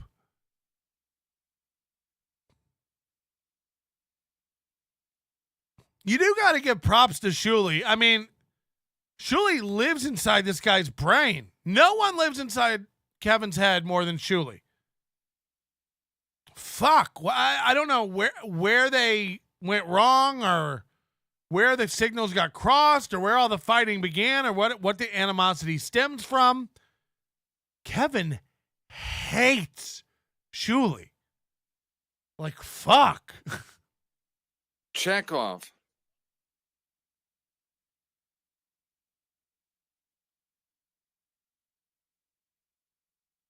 You're live. Kevin, you're live. You know, this show doesn't make any money. Their show doesn't make any money. Oh, I didn't even put it up. My bad. Like, what the fuck? This is a guy he's never worried about other people's numbers. Remember? Why is Melton so worried about numbers? I'm not. It was all making fun of you, old man. He's too dumb to even get parody. The whole reason we started screaming about Kevin Brennan's numbers was making fun of Kevin Brennan screaming about Shuli's numbers. That joke went over his head completely. He's actually mad. He's like, wow, where did this come from? Melton's all concerned with my numbers. It's like, no, we're doing an impression of you. We don't care about your numbers. Who cares? Who cares? No, the whole thing started as an impression of you. We're doing an impression of you. Screaming at Bob for months about Shuli's numbers. Show me the numbers. Bring me the numbers. Bring me the spreadsheets. Bring me the papers. Bring me the... Yeah, that was you. For 9 months, you've done that and still doing it. This show doesn't even make any money. Okay. Does that make you good, Kevin? Does that make you sell tickets? Does that make you funny? Does that make Stevie Lou return your calls? You're still a bitch. You're still a bitch. Point Dabblepoint makes no money, and Kevin Brennan is hated by his family and peers. Oh, my God. Shuli does 4 shows a day and still doesn't make any money. It's all fake. Shuli is a loser. Melton is a loser. It'll be back at 4. Maybe it won't be a show, though, but it'll be back at 4. Bye. Yay! Yeah, that is what it feels like. Maybe KB, Eddie Valentina, maybe KB hates Shuli more because Shuli was able to keep Levy on instead of having Levy beg to stay on MLC like Ray and Chad does. I've said this before. When you do go watch the BS show, they just look like they're having fun. It does seem like they enjoy each other and they're having fun and they're smiling and they're laughing and they're... Look, is it fake? I don't know. Is it growing tired and old? Maybe. I'm just saying they look like they're having fun. MLC was exhausting Bob. So, I don't know. Maybe, but maybe it's worth the pay cut to not have to deal with the misery in its company. You know what I mean? The Ghetto Basement, he's promoting TSN constantly. Shuli loves it. Yeah, he's promoting Hackamania constantly. Tickets are, this weekend, tickets are moving. Tickets are moving. Because he can't stop shutting up about it. People don't want to miss it now. We gotta hire some sort of KB lookalike for a dunk tank. I think that would be great. We got to have like a KB lookalike. Start scouring the. Again, the problem is he's not a big enough celebrity. Maybe Neil would do it. All right. Yeah, it doesn't matter. I should have just left it down. That show doesn't make it. Oh, you should have just left it down. He has no idea what he's doing. Why do I keep putting this up and saying nothing? I don't know. Any money. The Dabble point doesn't make any money because John's neglected cat pointed out that the show doesn't make any money. He did their whole thing for last month. They listen. It doesn't matter because people are going to be like, well, no, but I can see that they're not making any money. Again, does this give you more talent? Tiff gifting 5 membership. Thank you to Tiff and everybody else. Also last night to the people who gave very, very generously while Pat Dixon was on over here. You know, I can't even imagine. Pat was doing very well with his own YouTube channel, lost it last week. Kevin Brennan's completely turned his back on him. You couldn't get Pat Dixon to say anything bad about Kevin Brennan. 2 weeks ago, try to get Pat Dixon to say one bad word about Kevin Brennan. I have KB's back. KB's a good guy. Loyal till the end. And, I'm sitting here minding my own business, biting my own tongue because I know that's not true. I know KB gives no fucks about Pat. I know KB gives no fucks about Ray. I know that. But again, I'm just smarter than most people. I'm more tuned into losers and the way they rant. And can you work with a guy who doesn't really give a fuck about you? Yes. Do Kevin's show, go on Kevin's show, have a business relationship with Kevin, have a cordial friendship relationship with Kevin. Yes. The mistake people make is when these people think that guys like Chad Zumock or Kevin Brennan are capable of being humans. Say whatever you want about me, man. At the core of my fucking being, there's a person who does unfortunately possess a little bit of base level empathy and just can't. It's tough to me to find it in my nature to be an absolute cruel douche for no reason at all. And I know that's going to be hard for some people to believe.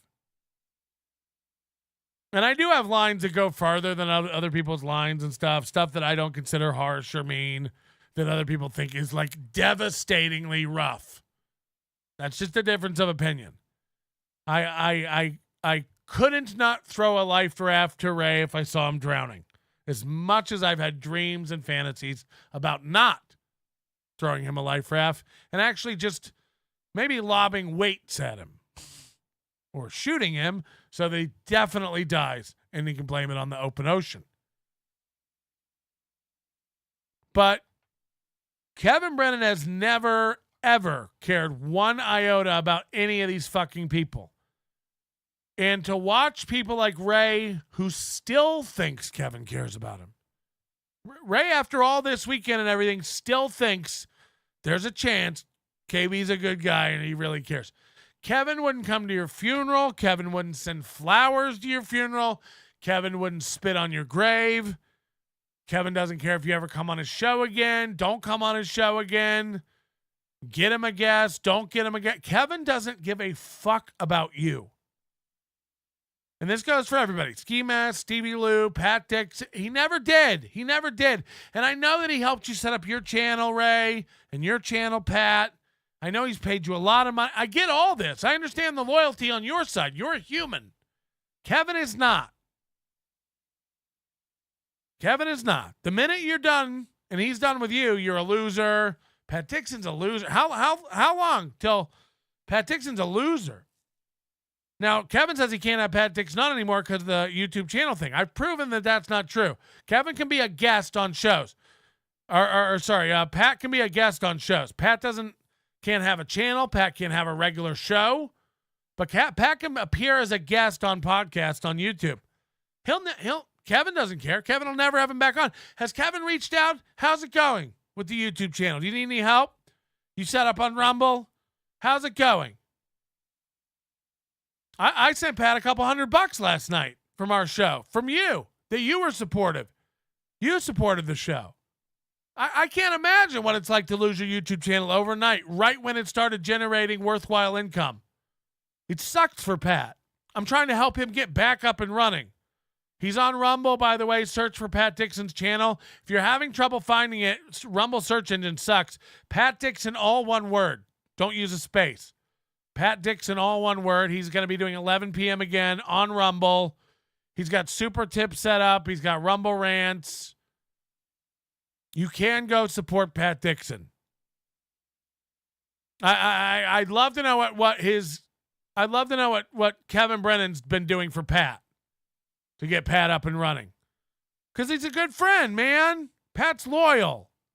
So I'm sure Kevin's been really breaking his balls trying to help Pat out. Hello?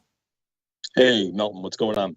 Yeah, so I'm reading the channel or account terminations terms, and what it says, second paragraph down, this applies to all of your existing channels, any new channels that you create or acquire, and any channels which you are repeatedly or prominently featured. So you don't think that MLC promoting Pat every Saturday night kind of falls into that definition? Yeah, that would fall into the definition of regularly. So they can't do a thing where it's like Pat's on every Saturday.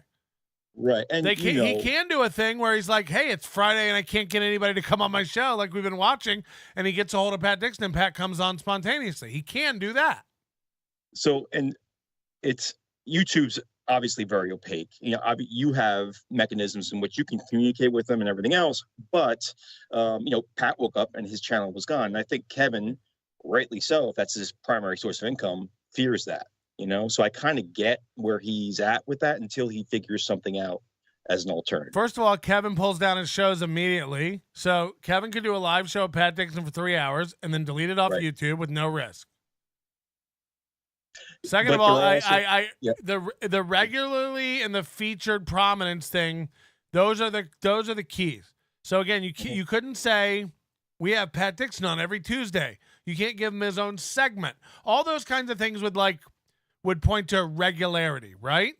But you can go, Pat's going to be on this Tuesday. Pat's going to be on next Friday. Pat's going to be on 2 weeks from now on a Wednesday. You can do that. You can't have him on.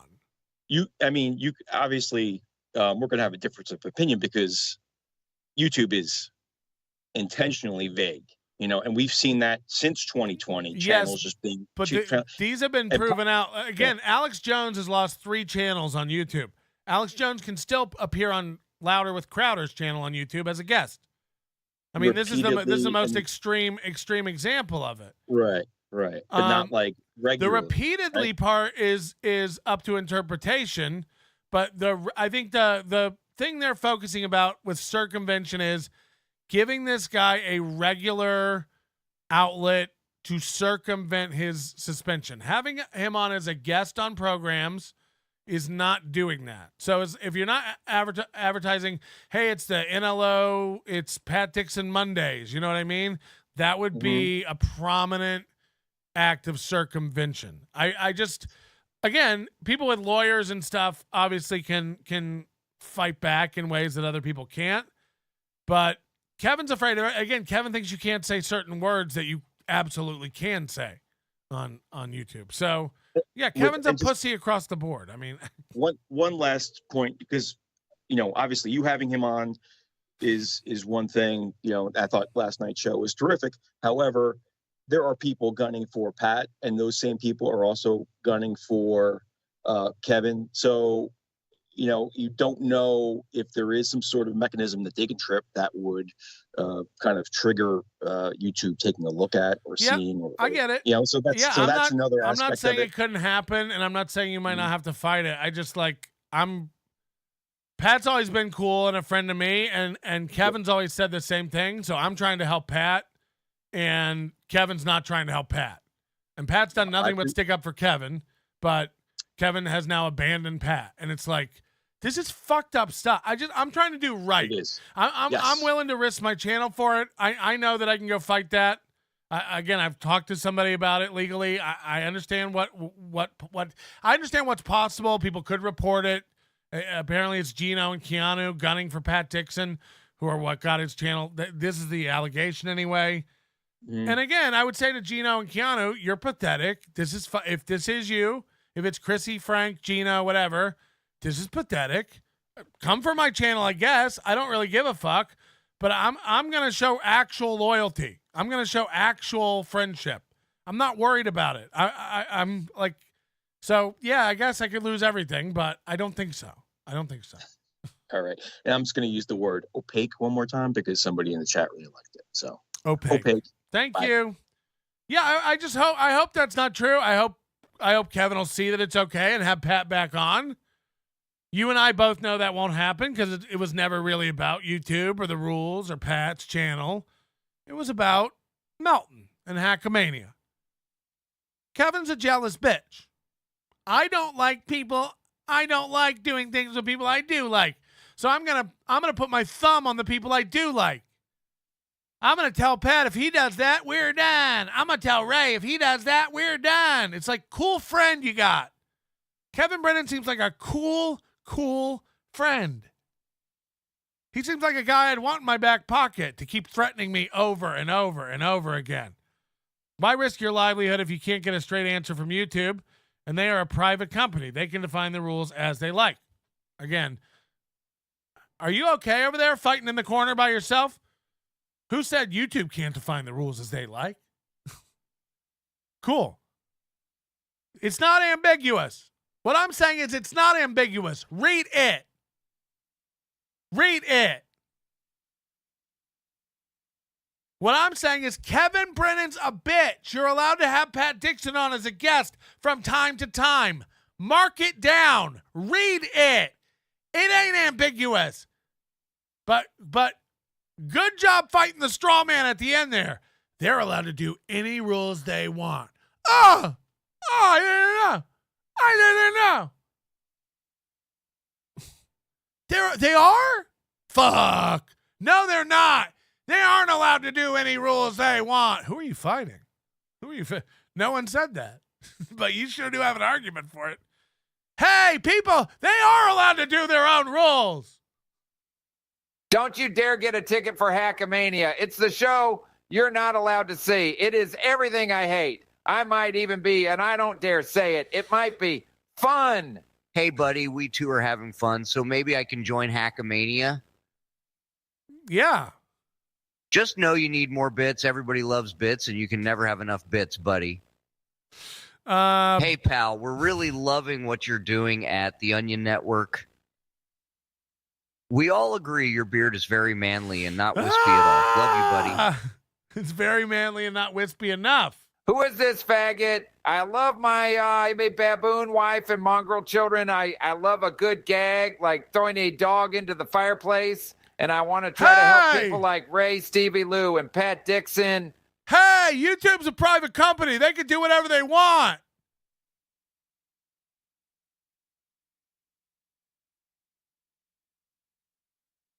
Yeah.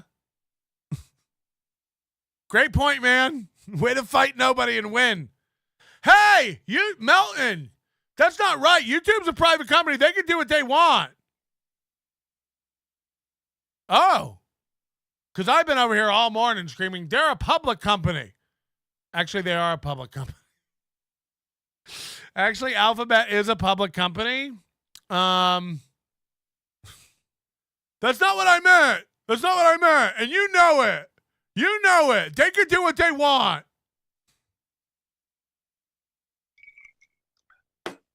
So it's a weird thing for Shuli to do, but I guess he figures they'll do the 4:00 show, and then they'll do an emergency pop-up tonight. So, yeah. So you guys all win.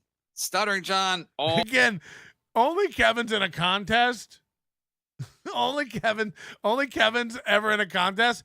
And Melton's going to say he wins because wins what? Yeah, so I guess Stuttering John wins again because, yeah, so I guess the Shuli Network's going to win again because win what? Win what? All the time. All the time. What?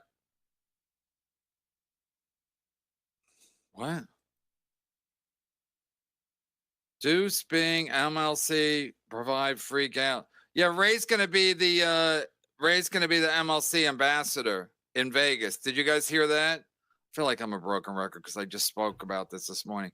Ray's gonna be the MLC ambassador in Vegas. That's what he's going out there for, to be the MLC ambassador.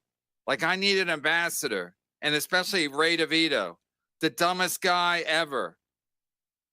So this is how he talks about his guests. And it's just like, at some point, if all your guests are idiots and losers, he's going to be a my ambassador, dweebs and morons, it's like, you know, and again, the best part of MLC for me is the guys getting on the ride who have no idea. Kate Meany, you know, called it from the beginning. This stupid bitch has no idea what she's doing. You know, getting into the grown-ups wave pool with her little kiddie boogie board. So watching her over and over again try to find her footing and keep thinking, oh, okay, I got it. I know how MLC works now. Wipe out. Okay, I got it. I know how to do it now. Wipe out. Okay, I got it. Wipe out. Where are we now? Her whole internet profile appearance is private. She's quiet as a mouse. She's finally shut the fuck up. Her mom's private, lockdown. I thought you knew how to do it now. I thought you got your grip on trolling and the Dabbleverse, and you were going to come back and show everybody how it's done, Kate Meany. I'm back and better than ever. Feisty. Remember your shows with John and Chad and all the phone calls and stuff? Where'd you go? Oh, you're not built for this. And that's the same way we see like people like Liam and stuff now getting in. And I heard Liam the other night. Again, it's almost hard to watch these tubby Neanderthals be so naive. He's like, I've been watching MLC for a year. I get it. You don't. We already see you trying to figure it out. We already see the beads of sweat when you're on MLC trying to figure out when and where you belong. And trust me, it's easy in the beginning when you're on with Ray and Kevin's being nice, you know, an occasional fat joke. Sorry, no offense, Liam. Sorry, no offense, you know. Anybody want to guess where Liam will be in a month? Anybody want to guess how Kevin will be talking about Liam in a month? Anyone? Anyone want to guess? Hit the like button. Sam V just got a free membership courtesy of our buddy Drive By, gifting 5 memberships. We couldn't do it without you, my man. Chad Zumock has 85 paid Patreon members, and we couldn't be more proud of Chad Zumock for that. Ladies and gentlemen, right now we have to show you the most embarrassing episode of Kevin Brennan's program ever produced, I think.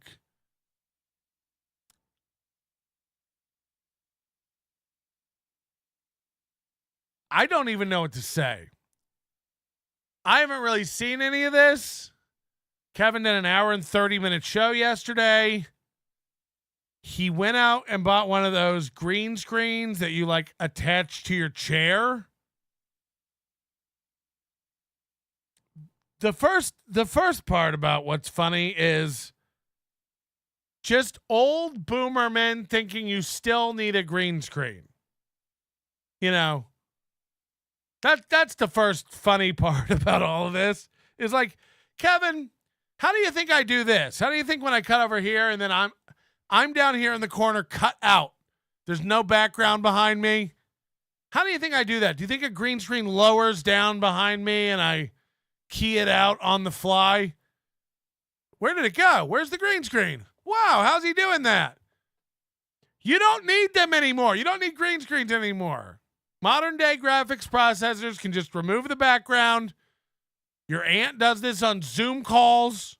You don't need a green screen. You don't need to hang up a green wall behind you anymore to remove the background. We are post green screen. And by the way, this has been acceptably doable for about 4 to 5 years now, removing a background without a green screen. It's been acceptable and passable for 4 to 5 years now. So when Kevin runs out and buys a green cloth to hook onto his chair with wires and Velcro, you better believe we're laughing. You better believe we're dying.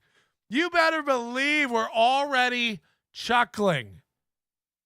Because you're already archaic with your methodology. So, yeah, man, watching you figure out internet and Wi-Fi and green screens and microphones and taking a photo of Super Chats, yeah, we're laughing at it all. And by the way, you understand it, right, Kevin? You look insane. You look like a fucking clown. So, like, I know you get it. I know you get it. Malco, member for 11 months. Who made up the green screen is on the back of the chair. Oh, Moody. Moody was saying he's got one of those green screens that you clip onto the back of your chair so it moves with you. Is that not accurate? Hello? Hello. You know that Peter Brennan guy that always calls and always hitting so close to the mark? Yeah. Imagine if he's just dropping the most obvious hints that Kevin is not Hey, picking can you up turn on. down me screaming in the background when you call me? Yeah, gotcha. You've heard, Sorry. right? Since you were a kid, you know, you've heard that, right? When you call into a show, you should. Yeah, I'm an idiot. Go on. I'm not going to go on. You called. I called. I'm telling you that Peter Brennan guy who calls all the time or texts super chats all the time, and Kevin's like, "Oh my God, who is this guy?" Blah blah. It's probably somebody so obvious for months has been stringing him along, and he still doesn't get who it is. I have no idea who it is, but I'm just that's my theory. Your theory is that it's somebody. My theory is that somebody so obvious that would have been in Kevin's circle, but he's too stupid to get it. Okay. Understand? I guess. Makes sense? Fuck you. Bye. Anyway, my theory is that it's somebody who knows a lot about Kevin. Oh. Never really thought about it like that. All right, this is yesterday, and again, just lols out the wazoo. And wait till you hear why he's doing this too. And I don't think this is a lie. I don't think this is a bit. You're listening to Misery Loves Company. Company alive at youtube.com/MLC Podcasts.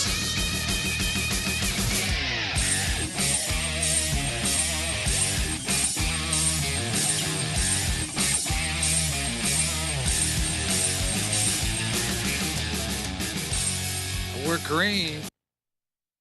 That's about as good as it ever looks, just so you know.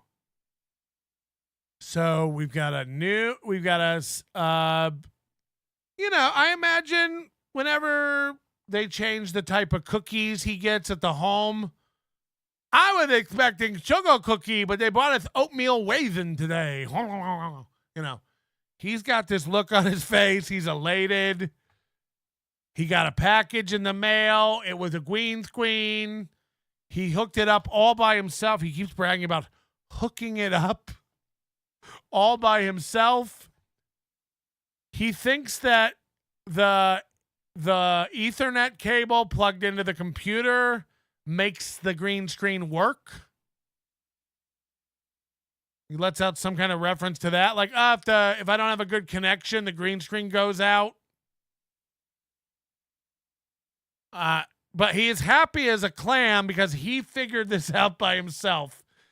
And he feels so proud. And I'm not kidding you.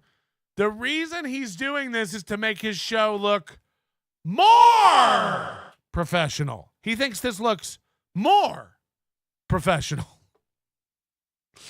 Because it's St. Patrick's Day. Also, I got a green screen. Now, look, my theory is that he's moving or something. My theory is that he's moving. Again, the TV on the media cart, off the wall, mounted on the wall, taken off the wall, the dresser moved out, the dresser moved in. I don't know what's going on. That's been going on for months. Again, scroll through his shows on Patreon. Just go a month apart and just look. TV mounted on the wall, TV unmounted from the wall, dresser in the room, dresser not in the room, dresser on the TV, dresser no TV, now TV in front of the dresser. It gets... So what's going on? I don't know. But my theory is he's had enough of people looking at it and examining it and commenting on it. And now he's going to hide everything from everybody with this cool green screen. And then, of course, he's picked the same background Adam uses, like a dope recording studio. Because it looks cool. Good luck stopping me now. I got a green screen. And again, he's grinning like a kid with a toy. He's never played with a green screen. It's literally like Wayne and Garth when they moved to the big set for Noah's Arcade. And they get the chroma key and they're...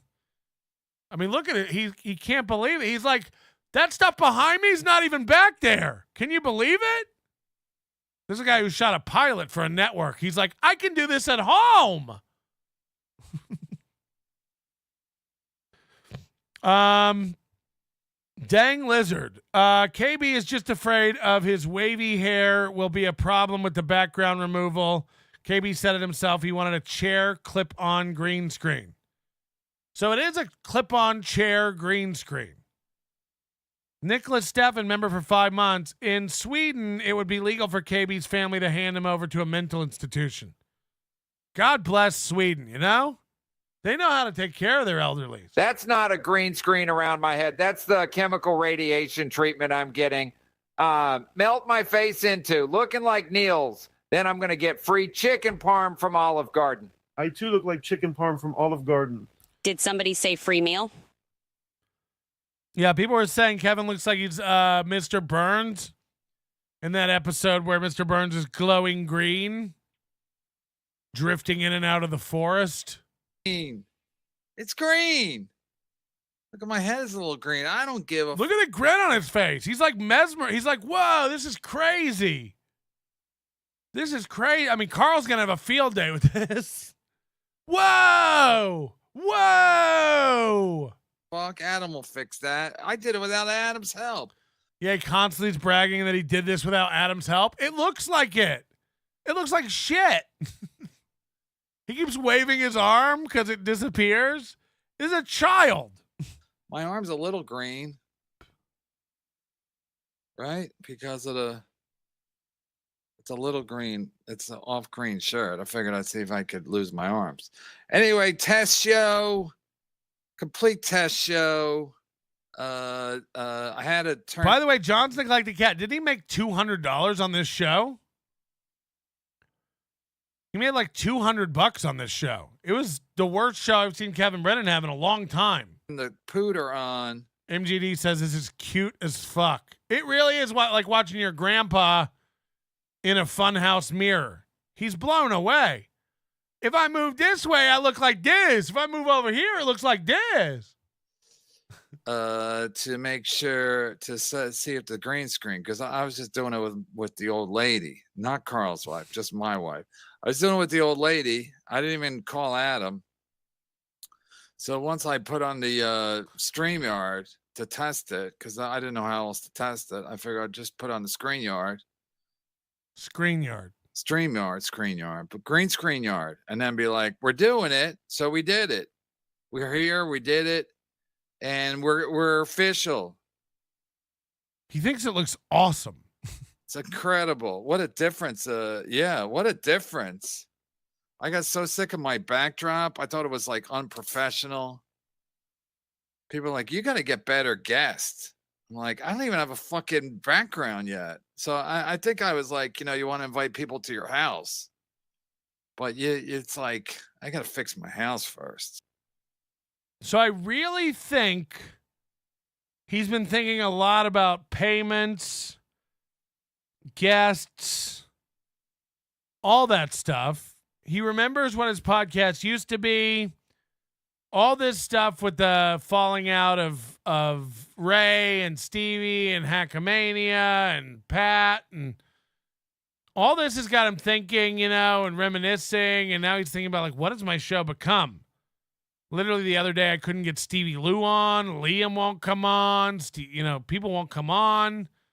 How can I take it up a notch? How can I get this show back to its glory days of professional guests? And he says, I knew I had to, make my show look more professional in order to attract more guests. So this is his attempt to make it look more professional. Foiled again, Melton. I'll get you and your little onions, too. I'm going to get the likes of Quinn Dale on the show. Chicken Man, Peter Brennan. Quinn Dale's one of the comics they use here at the LA Comedy Club, where Butch Bradley works. Every 3 months, Quinn Dale's headlining there. Every 3 months, they just bring in the same fucking comics over and over and over again. These bottom tier, aren't working anywhere else comics come through Vegas every 3 months to headline that room. It's a shit show. That might be a tell. I'm starting to get I forgot yesterday he said something that was so bizarre, so fucking weird. I was like, what? Like, nobody knows this shit. Like, I told my wife, I go, she's like, who do you think it is? I go, I don't know, because she's like, I imagine this is Kevin's face most of the day. Just worried and confused old man. This face. I don't know. I'm not sure. I don't really know. But I am scared. I don't know why, but I'm terrified of it. I'm basically like, I don't know. Like, nobody knows the shit he's talking about. Nobody. Like, it's almost like it's me. I barely even know half some of the shit that he's talking about. So I'm like, huh? Are you kidding me? This looks great. I remember today, whatever. I woke up late. Then I went on my bike. Then what? This sounds great, Kev. What else? Then the green screen?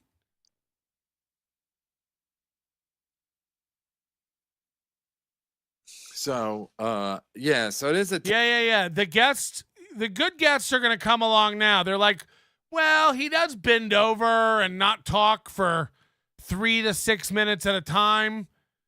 He does get caught up reading his phone and ignoring his guests. It does look like garbage. There are no topics. Everybody's mean. But the background behind him looks pretty tight. Yeah, I guess I'll go on. Bill Burr's probably going to be there tomorrow. Because it looks pro now.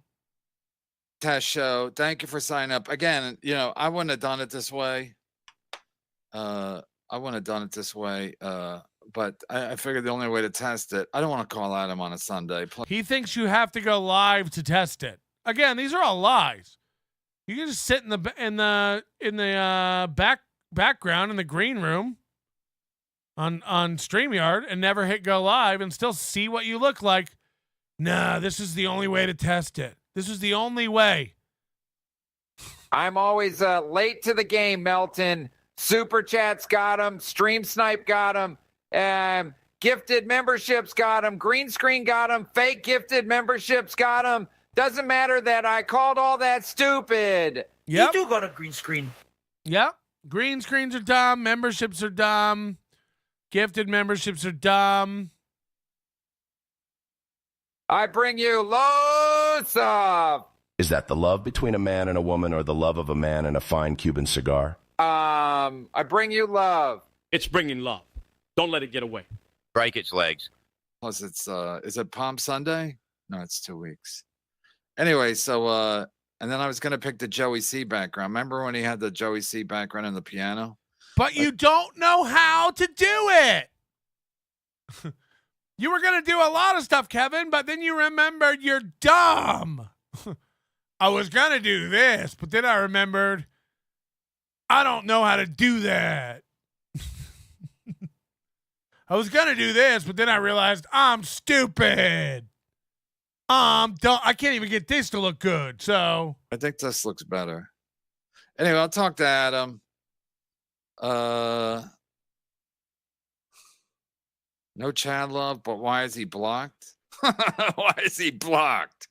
Why is he blocked? Why is anybody blocked? I did what they all do. I just started blocking everybody. I blocking everybody now. I just blocking them. Is it too hot? Is the mic too hot? Yeah, I just blocking people. I'm playing the same game everybody else does. It's like there's no rules. I'm playing the same game everyone else does. There's no rules. I'm just blocking Chad because he always blocks me randomly. So I'm like, Chad, you're blocked. You're blocked. I don't know why it annoys me to bring that cup all the way out, handle in front, and tip it this way. Like, who drinks like that? I don't know why that just started annoying me. Maybe I never noticed it. Who drinks like that? Who brings it all the way out to the front of their face and tips it this way to drink? Carl Nidinger, KB said Sam Morrell and Rich Voss are like, I mean, it is St. Patrick's Day and all. Yeah, I did see a lot of people in Hoboken. I don't know, dox myself, but on my bike, I saw they have a lot of bars there. So I saw a lot of people in white people in green. Not a good look. Not a good look. My shirt's green too. All these guys who hate me, when I say Kevin and Chad are the same, they all yell at me while wearing things I designed for them. I'm not saying it's cuckish, but it's cuck adjacent. It's cuck adjacent, right? If you're yelling at me with your mud shark hat on that I sent you, it kind of is funny. If you're yelling at me and you're wearing a shirt I designed for you, it's a little funny. It's a little funny, no? Who made that shirt? Who else did you block? I blocked Melton. I blocked John's Neglected Cat. I had no idea, by the way, until this morning. I had no idea I was blocked until this morning. I don't even know why I got blocked. Who cares? But, again, this is only what bitches do. Do you think we can't see your tweets now? I hate to tell you, I never really went and looked up your tweets anyway.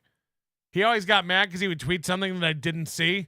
Oh, Melton's going to pretend like he didn't see my Twitter, where it's like, I didn't. I got blocked yesterday. Again, I had no idea until last night. I was going to block. I blocked Ray DeVito. So I had a good. No, till today when I was tweeting him. Good run. Ray DeVito, Chad. And by the way, I still tag him and everything. I don't give a fuck. Because these guys are all stupid. They unblock and block and unblock and block. Again, this is what mentally unstable people do. And women. Unblock, block, unblock, block, block, unblock, block. It's like, cool. Cool, adult. Melton's John's Neglected Cat. Then I texted Ray last. He blocked John's Neglected Cat because he counts stats. Again, that's just like people put their mental illness out on full display for you to see. I can't handle what these people are saying, so I blocked them because I can't handle it. Hello? How about it there?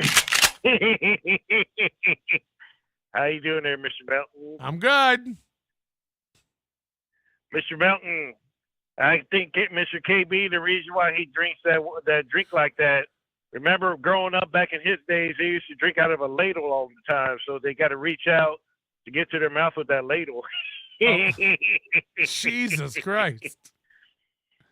I can imagine him back in the day drinking out of that ladle, and he's got that view blocked, and then he brings that ladle back down, and he sees Mr. Melton with a musket full of truth, and he's got that trigger, He's pointing right at him. And before you know it, my God. Before you know it, Mr. Melton. Mr. Melton.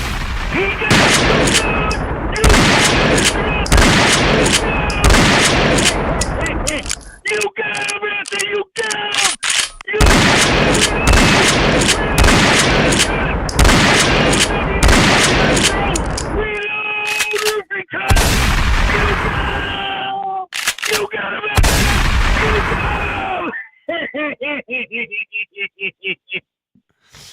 Oh boy. Oh boy. It's not the start of a show until Buzzard. You heard right. Green screen MLC has begun. If you are scared, buy a dog with your poor ass. Good luck stopping me now, bootlickers. Night. Ray, and then one of Ray's. He's like, Kevin finally has the technology from 10 years ago in his studio, and he's like, this is great. This is awesome. And it's like, is it? Again, like, this isn't even the way it's done anymore. And he's like, yeah, I'll put a green screen inches from the back of my head so that the spillover is permanent and profound. Pals.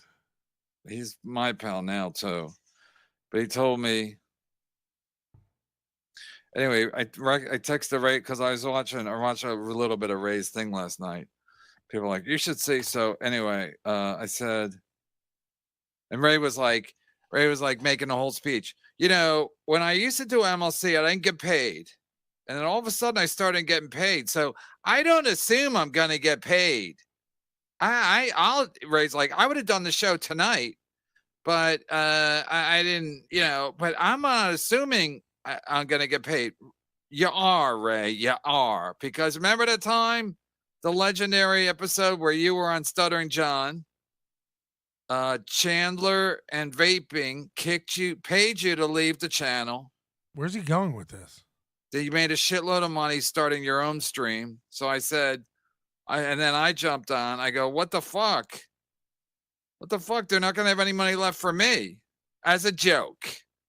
I'm no grifter. As a joke. So then you're going to like the way you look. Said, well, you know what? I'll do your show for free. I'm like, okay. I mean, what does he care? He made a shitload of money that day anyway, even though you don't get it for about 7 months, thanks to YouTube and Apple. So then, what's your point? Later that night, he's like, a lot of people are saying I should get paid anyway. I'm saying a lot. He said, well, 2. And then it turned out to be just Peter Sky Parker. So again, Ray's like, I don't assume I'm going to get paid. You do, Ray. You do. So I text him last night. I go, Ray, you'll never, 12:33 a.m. I had been drinking, but I wasn't drunk. I said, you'll never be on my show again, paid or unpaid. And imagine Brennan, again, this is like an angry teen. It's past midnight, and Brennan's texting, you'll never do my show again, paid or unpaid.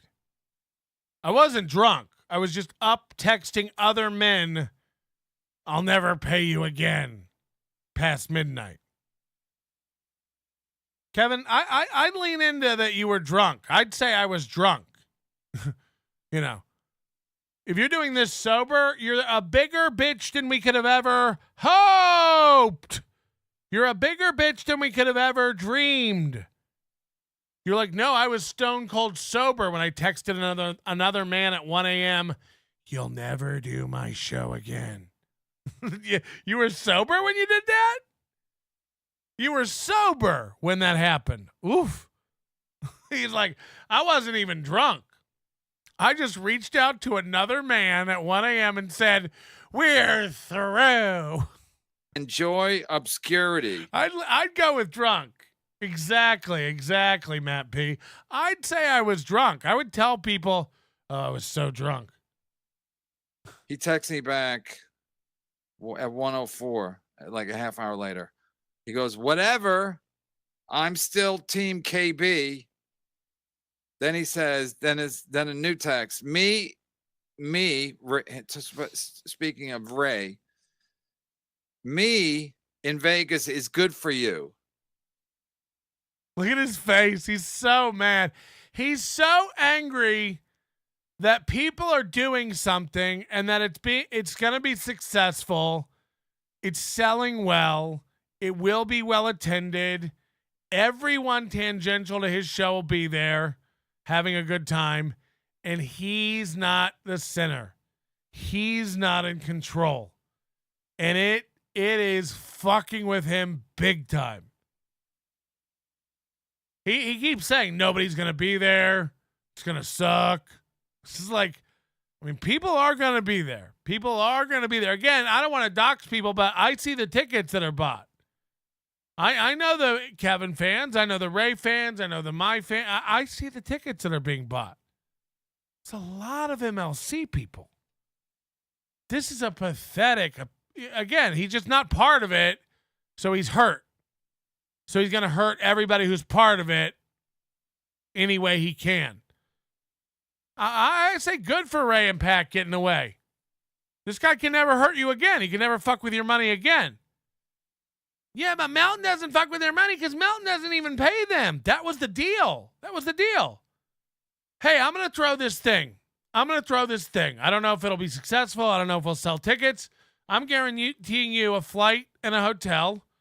You come out and do this thing. If it sells well, we'll all make a little money. Deal? Can't guarantee it, though. And everybody went, yeah, that sounds great. It's worth it just to come out for the community. A weekend in Vegas. Do some shows. Have some fun. Whatever. Meet people you've never met, both fans and other performers. I'll have fun playing poker with Pat Dixon on Monday after it's all over. We'll just go play poker. And Tukey, half of it's the show. Half of it's just something to do, something fun to do. I know Kevin doesn't get that. Why would you try? Why would you put effort in anything? Why would you make a show? Why would you schedule something? Why would you organize it? Why would you give people a confidence in that coming out would be something fun to do? Yeah, I don't know. Why wouldn't you? Hello? Yeah, I think it's pretty telling with Kevin when he's talking about, well, he's just going to say that's the oldest trick in the book. He's just going to say that, Mountain's going to say that, he didn't make any money, so he doesn't pay anybody. But it's because it's his mindset. Right. That's how he would run it. Right. It's just so obvious. Yeah, obviously, I'd like to make money too. I'm not guaranteed money either, by the way. Right. Yeah. I might not make anything either. This might be a $20,000 pass through for me. It's good for your city, though. So you got to think about it that way. And just for people, so people know, not $1 of the Hackamania money has even been removed from the account. It hasn't been spent. Every piece, venues, logistical stuff, airline tickets, hotels, all that stuff literally up to this point has been put on my personal credit card, a personal credit card. Not $1 from one ticket sale from anyone has been spent on any of it yet. It's all, I can literally hit a button and refund every ticket. Right. I think not that I'm going to do that. I'm just saying, no one's trying to fuck everybody over. As a matter of fact, I'm trying to lock down spending. I don't know what Carl spent on airline yet. I'm trying to get it. I want to know what my costs are so I can lock it and we can start focusing on profit. But I can't do that until I know how much this all costs. But again, all this takes work and effort and organizing, and Kevin doesn't see the point in that because what's in it for him? All he sees is I got to get on a plane, right. I got to leave my family, and I'm not even going to make bank doing it. It's yeah, but you'll meet fans who do pay you bank.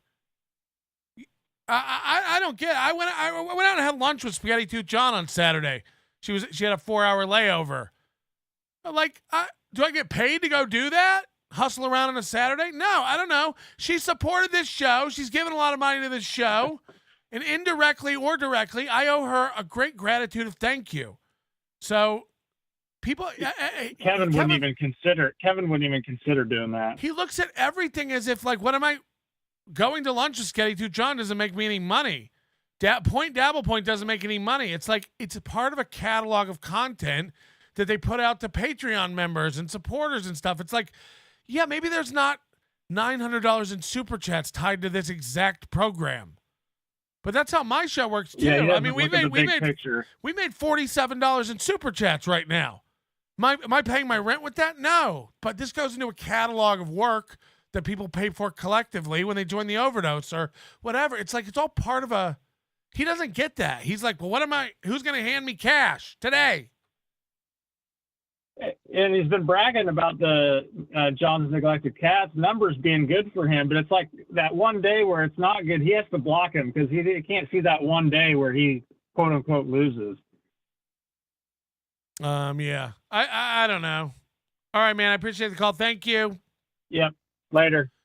I did pay for Sketty Tooth John's meal. People are going to Melton pay. I did. I'm a nice man. And also, Sketty Tooth John didn't eat much. She picked at half a sandwich and some fries. I wolfed it down. I pigged out in front of her. I'm almost embarrassed, but I inhaled a sandwich in front of her. Because little known, I woke up around 9:30, and then I remembered that she was coming in. So I didn't eat breakfast and picked her up at the airport around 12:30 and went to lunch. Probably didn't eat until around 1. So it was like my first meal of the day, and I inhaled it in front of her. Probably embarrassing. She filmed the whole thing. She's blackmailing me. No, I had like a chicken sandwich. She had a burger or something. I don't even remember what you had. I didn't want my thighs to get any bigger. No, she was just being very nice and chatty and stuff, but I felt bad because I was starving and just ate. I just ate. She barely ate any of her food. It was like Ray DeVito, a whole basket of fries, 3/4 of a sandwich or more thrown away, like KB in her pancake. These women don't want to eat in front of men. I pigged out. I inhaled a sandwich. I hope I wasn't rude. No, Sketty Tooth John was awesome. Nobody doxed anybody. Nobody threatened anyone. No one's mad. She's allowed to call in and tell the story. He's a lot fatter than I thought he would be. Kevin, roll that goddamn TV back into the living room so I can watch my stories and stop spending money on stupid shit like that green screen when you know we ain't made rent yet. And let me get a Newport. She got a ride in the Lexus. Rick let me use it for the afternoon. Johnny Mars, member for 11 months. FKB, Onion Army. Brennan needs professional help. No, he doesn't. No, he doesn't need professional help. He set that green screen up all by himself. He doesn't need help. He set it up all by himself. I mean, this is what I'm dealing with. Ray in Vegas is good for me. The green screen's good for me. Ray in Vegas is not good for me. Not in any way, shape, or form. Everybody that's there, first of all, no one's going. Second of all, the people. No one's going. No one's going. Does anybody in the chat room have tickets to Hackamania? Does anybody in the chat room plan to come to Hackamania? No one's coming. People that are there already know me. They've already made up their mind. He's not. People who know Kevin have already made up their mind. Hackamania's gay. Hello. Patty. Hey, man, fuck KB. I'm coming out to Hackamania, and I'm just wanting to find out how much is it going to cost for you to sit on my face, big boy. Jesus Christ. We can arrange it. It doesn't really hurt me to sit on someone's face. So if you're a man, if you're a gay man and you're sitting there and you have like a fetish for me, and you think I'm going to turn down like $500 to sit on your face? I'm not. Don't use your tongue. Don't tickle, you know? But there's no amount of shame that's going to stop me from collecting that money to sit on your face. I'll do it. White lines. I went away. Bang, bang. Diggity, dang, da, dang. All right, so there's the people who are coming in the chat. But Kevin says nobody's coming. Nobody. Which is hurtful. You know, when you're trying on an event. I mean, this is what I'm dealing with. Ray in Vegas is good for me. The green screen's good for me. Ray in Vegas. The green screen's good for me. Vegas is not good for me. Not in any way, shape, or form. Everybody that's there, first of all, no one's going. Second of all, the people that are there already know me. They've already made up their mind. He's not like a surrogate, and I'm running for fucking office. It's good that I'm there. Right? Nobody cares. Nobody literally cares. Probably true. So then I was like, I'm blocking everybody. I'll do what Chad. How many times has Chad blocked me? Fly KB's wife out. Yeah, how much to get KB's wife to headline the event? You know? We'll put down a tarp. We'll get a pallet of syrup. See, he is talking about my wife. No, it wasn't Stu Smiley. What the fuck did you say yesterday? There's something about a gig, like a gig that I did. And I was just like, how does he know this fucking gig? Stu Smiley, yeah, that's not a big deal. Stu Smiley was actually imagine a guy being named Stu Smiley. when I went there's a Melton face sitting booth to wait, what's the Stu Smiley story? You guys, this is just a head show, so don't get Kevin Brennan's wife has to be nuts though, right? Like she can't be normal. I don't know. I just picture like she'll either be a sympathetic figure like April is becoming, or she has to be like completely batshit, right? I mean, like there can be no like normal, well-balanced person on the other end of this. I'm mad if this show sucks. Why not block Dixon? He suffered enough. Hasn't he suffered enough this week? I don't need to block him. Plus, he can text me anyway. I just want to block Chad because Chad does random shit. Of course, I'm going to block Melton because I saw he was like tagging me and shit. I was like, fuck this fat fuck. Melton tags me and shit. Guess what, Kevin? I'm still tagging you. I blocked him because he's tagging me and stuff. Oh, that'll stop me. Oh, wait. And then Ray, I knew Ray would be like, I thought it was squashed. He's blocking me. He's never done that before. Get used to it, Ray. Hey, Ray, don't you have a gig this weekend? How funny would it be if Ray got over this so quickly and just never thought about Kevin Brennan again? He's just like, Kevin Brennan goes, Ray, I fucking hate you. You're blocked. You're a loser. You're never going to be on the show again. And Ray's just like, and then he never brings up Brennan or talks about him again. Moves on. Everything's fine. It would drive Kevin crazy. Kevin wants a trail of bodies behind him like he's some big badass. He's holding men accountable. Maybe I'll get it canceled. That's the only thing Ray cares about. He let this slip too. I don't know what it was on that I was watching. Some part of something. Maybe on this later on. He lets it like there's these moments that slip out where you go like he's 63 and he's this bitter and like paranoid and like controlling. He says at one point, Pat Dixon's gonna do Hackamania. You know, that's just what it is. There's nothing I can do about it. It's like, why are you trying to do something about it? Do you understand how petty? And you look like a giant loser.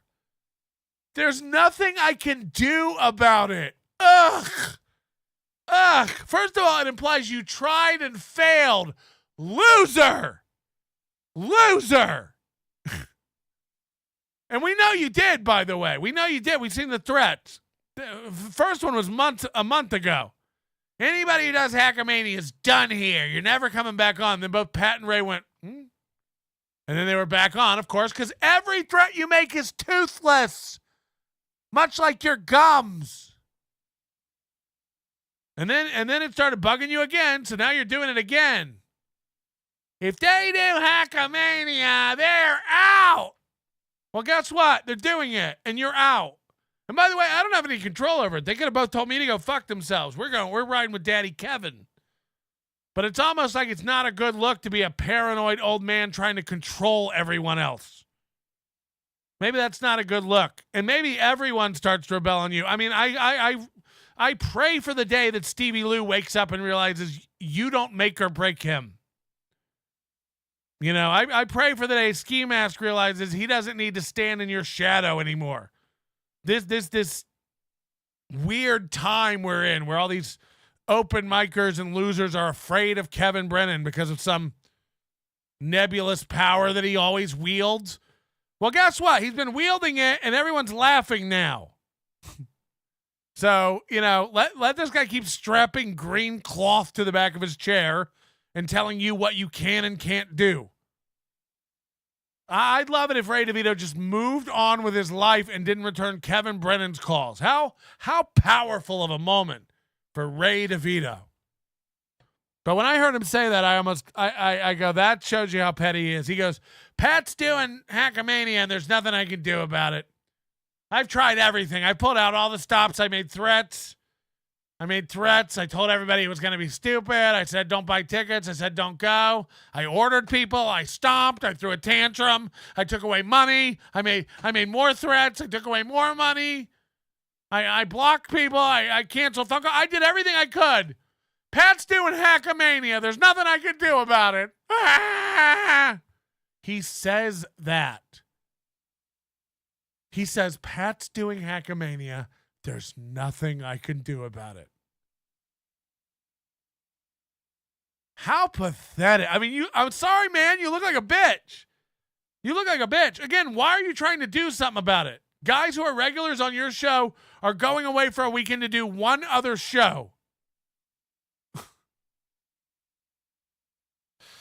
Holy shit. Scatty Tooth John, I was too starstruck to eat. Thank you for lunch. It was extremely kind of you to take me out of your day to entertain an old hack. Happy to do it. And I look forward to seeing you back here for Hackamania, where we'll share several other awkward meals, I hope. I really, really do. Attention, NLO, ceasefire. This is just a test show. This show is off limits. It is just a test show. I didn't know how else to do it. I didn't know how else to test it. Although I was looking at it backstage without being live and everything was fine. But I had to hit go live and try to get super tips because I don't know how else to test it. Also, I'm addicted and I have to be Shuli or I'll slip my wrists. Again, I have no control over John's neglected cat or what he counts, but Jesus Christ, if Shuli started doubling Kevin's numbers every day, Kevin would kill himself. Kevin would fucking end it. Ricky the Ruler, new member, thank you for joining up. Really goes a long way over here. And also, I was when I sent the text yesterday, I realized the meaner you are to Ray, the closer you see what it's like. I texted him like, Ray, you'll never, and he's like, I'm still Team KB. I was a little rough. I do gotta say, Friday night yelling at Ray, I was probably too hard on Ray. I owe Ray a little bit of an apology, and I'll apologize to him in person. I was probably a little rough. Look, I gotta make it entertaining, and Ray does need to be bashed over the head sometimes with a pipe of truth. But I was probably a little rough. You don't need to yell at a guy like that, but part of it's entertainment. But I at some point, you got to stand up for yourself. People trying to control you like this. People trying to put a thumb over your earnings and tell you who you can't talk to, associate with, work for, work with. It's not a good look. And then when it doesn't work, you look like Kevin Brennan. You look pathetic. You tried to control a bunch of men. They all spit in your face, and now you can't get anybody to your show? I'm like, Ray, you'll never be on the show again, paid or unpaid. He goes, I'm still Team KB. So I think So again, anybody believe this? Anybody believe Kevin's threats? Chad's never going to be on the show again 3 times now. Chad will probably be on today. Ray, you'll never be on the show again, paid or unpaid. Yes, he will. Yes, he will. Hey, Kevin. Yes, he will. Bet me. Bet me he won't. Bet me he won't. Everybody mark this down in a calendar. March 18th. Ray will never be back on again, paid or not. Bet me he won't be back on paid. Bet me. I'll wait for who wants to take the bet. Hello. Hey, listen, you have to stop saying that you're going to apologize to Ray for being hard on him. For the first time in his life, he had someone actually do what his father should have done with him and be direct and straight, hold him accountable for being an unorganized idiot. So thank you. You were doing him a favor. That's all I have to say. So I'll thank you. I agree with you. I do agree with you. Like, Ray does need somebody to tell him how it is, but he probably doesn't need to be yelled at. But he's like, Liam's a good comic. I'm like, Ray, you think you're a good comic. Your opinion doesn't matter. Again, Liam may or may not be a good comic. I don't know. What I do know is Ray endorsing you doesn't do anything for anybody. Ray loves everyone. Ray loves everyone. Ray has told people that Chad's a good comic. Ray probably tells people I'm a good comic. Am I not a good comic? I don't know. The point is, it doesn't mean anything coming from Ray. Everybody's a great guy and a good comic from Ray. So again, is Liam a good comic? That's neither here nor there. Ray saying Liam is a good comic means nothing. Means absolutely nothing. Facts. Single mother of 5. KB is the old guy at the high schoolers party with drugs and booze. Oh, you want some of what I have, losers? Okay, here. But you better do what I say forever. Yeah, it is kind of like that. Hello. Hello. Listen, why are you and Kevin Brennan so friendly with this Ray guy? Do you want to fuck him or something? What do you mean? And you guys want to take him under your wing? Very suspicious. How am I taking him under my wing? I don't know. Everybody wants to help Ray. How am I helping Ray? Kevin Brennan. How am I helping Ray? You want to help. You want to put him on Hackamania, include him in your events. How does that help him? Do you want to fuck him? How does booking him for a one-weekend event help him? That's the question. Yeah, I know. You need to listen to my question. You start talking every time I start talking. It doesn't help him. It doesn't. Hey, I've listened to your question. Hey, stop starting to talk every time I start to talk. No, I'm just saying that you and Kevin Brennan. Yeah, what I'm saying is every time I talk, you talk is what I'm saying. That's what I'm saying. When I ask you a question, you have to answer it too. All right. I booked him for Hackamania. What else? What else? I don't know. You're very overly friendly. Give me one other thing. You have to give me an example of it. I've done one thing. I booked him for Hackamania. What else? You went on his podcast. You yelled at him. That was overly friendly and means I want to fuck him. This is well thought out. It's a well thought out call. What's wrong with you? You want to fuck Ray? You went on his podcast and yelled at him. You want to fuck him?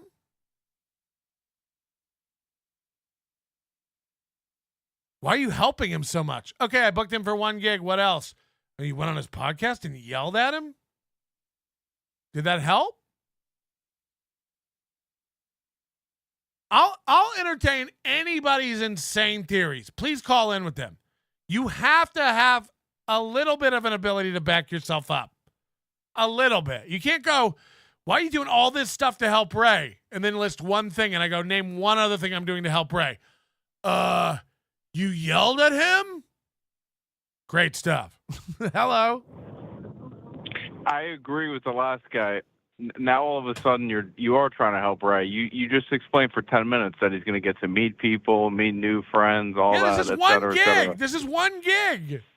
How am I helping Ray? Does this save Ray? Well, it's like more than one gig. It's like a 3-day trip. It's not. It's one gig. For 2 months. It's one gig. But it'll be content for 2 months. For or 3 who? months, maybe even for Ray.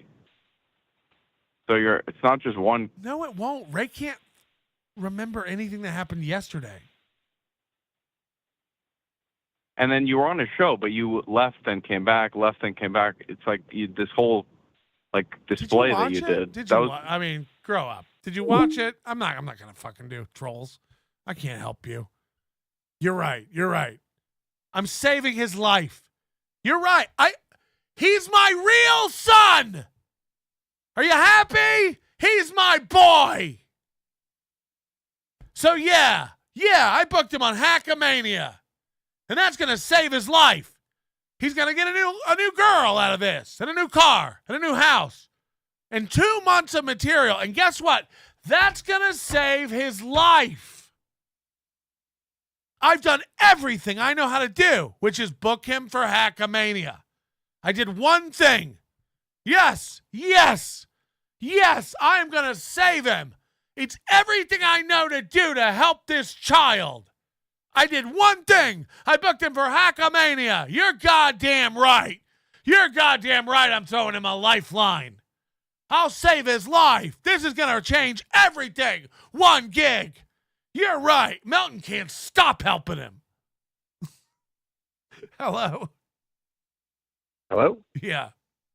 Okay, Melton, I just wanted to say that the last caller, I thought it was fucked up how he said that King Cobra JFS isn't good at guitar because he is good at guitar. What? And I just wanted to say that. Yeah, we're not. We don't have time for your little bits today. Everybody's got a bit. Everybody's got a fucking bit. Curious Caillou. After you were done yelling at Ray, he went on a rant with Liam, proving that he didn't learn a damn thing from your own verbal beatdown. Shut up! It helped him. I'm helping him. Like, hey, how come you keep helping Ray? It's like, okay, what did I do? Booking him on Hackamania. Everything. It's like, I can't. You know, again, if anybody wants to call in with a theory, I'm willing to. I don't want to talk to Ray. I was saying, Liam made me realize the other day, you're right. It's toxic.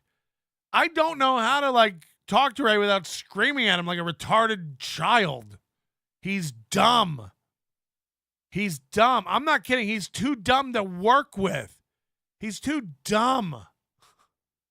You're right. We're going to do we're going to do the Hackamania cruise, and it's only going to be non-tards. There'll be no Ray. There'll be Hackamania. The cruise has to be no tards.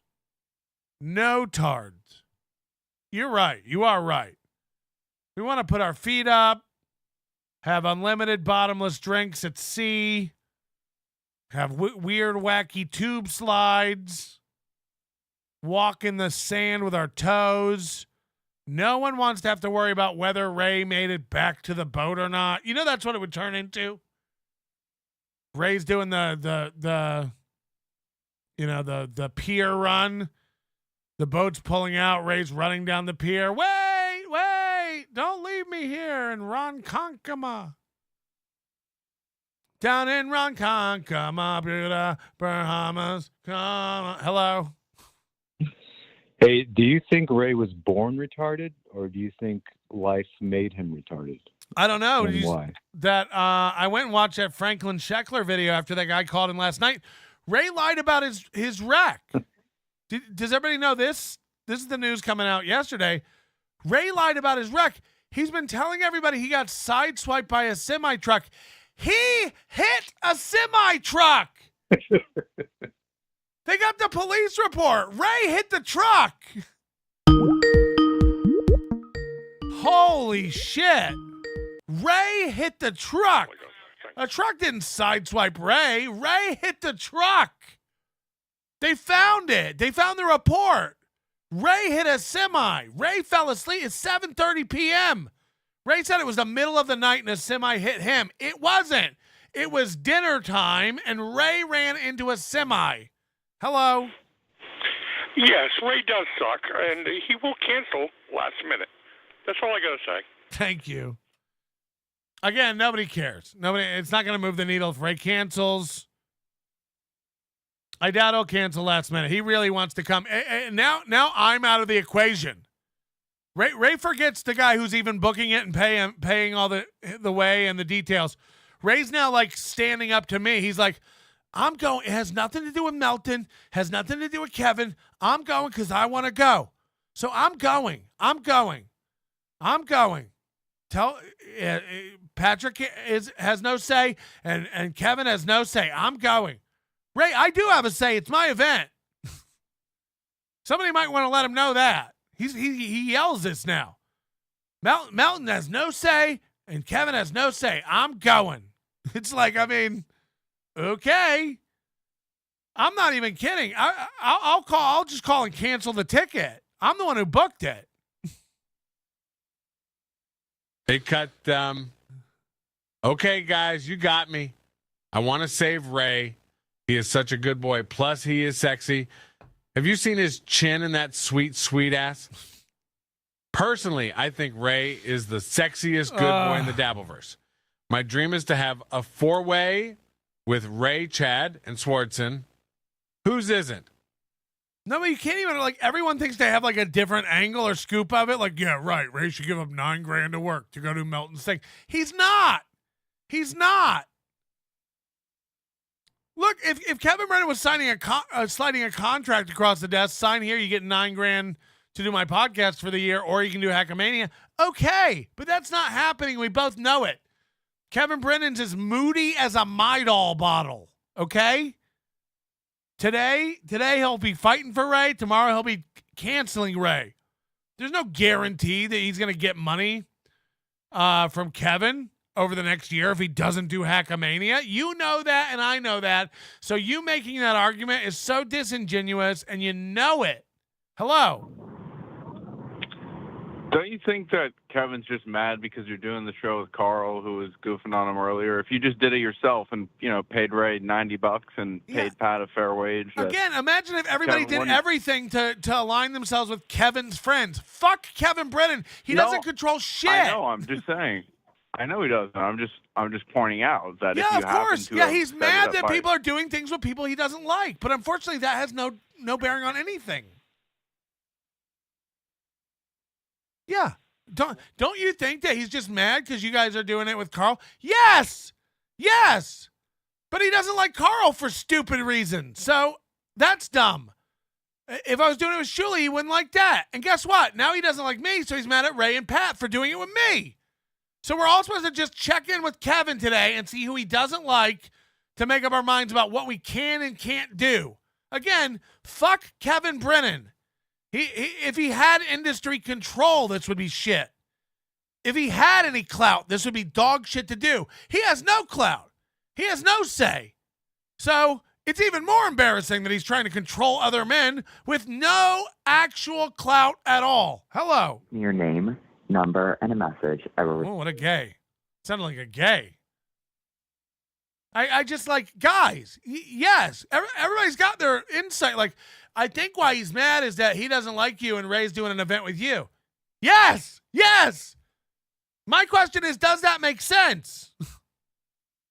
Who gives a fuck? Again, Carl's doing an event with Mersh. The fuck does that got to do with me? People are mad at me. They're like, how could you work with Carl if he's working with Mersh? I don't know. Haven't thought about it. I don't care. Mersh isn't a real guy to me. He's a guy we watch on YouTube and then we move on. Same with Ray and Kevin. This isn't real life. None of this extends outside of this room for me. It really doesn't. How could you do that with that guy who's doing that with that guy? It's actually easier than you think. What I do is just do what feels good to me and right for me. I don't analyze how it tangentially connects to everyone else in the fabric of the Dabbleverse. Well, let me get a star chart out and start drawing lines out from Mersh. Mersh gets along with this guy and that guy, but doesn't get along with these. Stevie Lou, and then Carl, but then KB doesn't get along with him then. Or, and hear me out, just do whatever you want. Everybody can suck my dick. Are you sure it's wise to do it with Carl? KB doesn't like him. KB might have to glue some fabric to his chair and spin around about it. I don't give a shit. I'm working with people who are human beings that I can work with. And Ray. Carl communicates. He's a real man with a real business and a real life. He wants to do shows. He wants to go out and do stuff. We're communicating and we're doing it. Ray, he's on board to do stuff, so we're going to drag him along. Tukey communicates, willing to travel, willing to do stuff, likes to interact with the fans and hang out. So he's in. Pat Dixon's excited about coming out, doing stand-up, hanging in Vegas, meeting the fans, chilling, having a good time. He's in. Earl Skakel, the same. Alex Kool-Aid Ansel, Adam Dominguez, Big Irish J. These are all local comics here in Vegas who are also on the show. Everyone's excited. Just have a good time. Who's upset? Kevin, the guy who's not allowed to leave his house. Kevin, you're not allowed to come. This cope you do, where like anybody can go to Vegas anytime they want. It's cheap. You can't. You can't. Kevin Brennan, you're not allowed to leave the house unless it's time for your bike ride that's sanctioned every afternoon. You're not allowed to leave. We've heard you. You've said it. I have kids. I have a wife. I can't just leave. Right. Right. Who are you mad at? Hello? Hello? Hello? Hello? Hey, everybody leave Ray alone, man. This is out of hand, dude. Haven't you seen his smile? He's a great guy. This tug of war tugging him around over here in this camp. Just leave the dude alone. This is a big deal for him, all right? Yeah, I think, there are fans who are like Gustav and all these fucking losers who are like, we're going to pay Ray to not go. I mean, do it then. Do it. You're all obsessed with controlling other men. I don't know what to tell you. Do it. We'll give Ray $700 to not go have fun with fans. I guarantee you he'll hate that. I guarantee you he'll regret it. But do it, I guess. Or, Jesus Christ, Ray needs money. Pat Dixon needs money. You could just, if you've got money like that, why not just send Pat Dixon $500? Why not just send Ray DeVito $500 and help him out? $27,000 a year. You're gonna jerk him around with your $500? I mean, you guys are fucking fags. Like, it really is crazy. It's sad. It's sad. I mean, yeah. I'm not gonna fight back. I'm gonna let all you spurgs show yourselves. I offer Ray a gig. It's a fair gig. He got the same offer as everybody else. Come out. You'll have fun. You won't spend anything. Hopefully you'll make money. Cut to, we're over a month into it. Everybody's probably going to make some money. And then 9 guys step forward trying to control men. If you do that, you can't do this. If you do that, I won't pay this. If you do that, you'll never get paid again here. If you do that, you can't come over here. Who's doing that? Me? Nah, I offered a guy a gig. He took it. We're done. Our business is done. 9 other men want to come out and control other men. That's everybody else's business. I have no say whatever. Ray can take Kevin's money and tell me to go fuck myself. Is that a good look? Is that a good move for Ray? Probably not. Do either Kevin Brennan nor I care about Ray? No. Neither one of us give a fuck about Ray. One of us would actively hurt Ray, and one of us wouldn't. That's the difference. If Ray were to back out of this gig and run off with Kevin tomorrow, there'd be no repercussion from my end. It would suck. The repercussion would probably be that I would never bother booking Ray for anything like this in the future to forego these kinds of problems. But there'd be no lashing back or telling people don't tip Ray or don't do anything to Ray. You see Kevin. He's like, fuck you. You chose Melton. I'm done. You're never back on. No more money. You're never coming on. You're dead to me. Fuck him. That's who he is. That's who he is inside. He's a black licorice soul demon. Hello. Melton, hey, I just wanted to talk to you about crypto for a second. Yeah. So Bitcoin, the long trend is going up.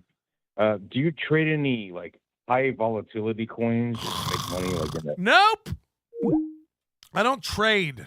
I don't trade anything. I keep. Hey, Melton, fuck you. I'm smoking a Swisher Sweet. You can go fuck yourself. I'm not trading anything.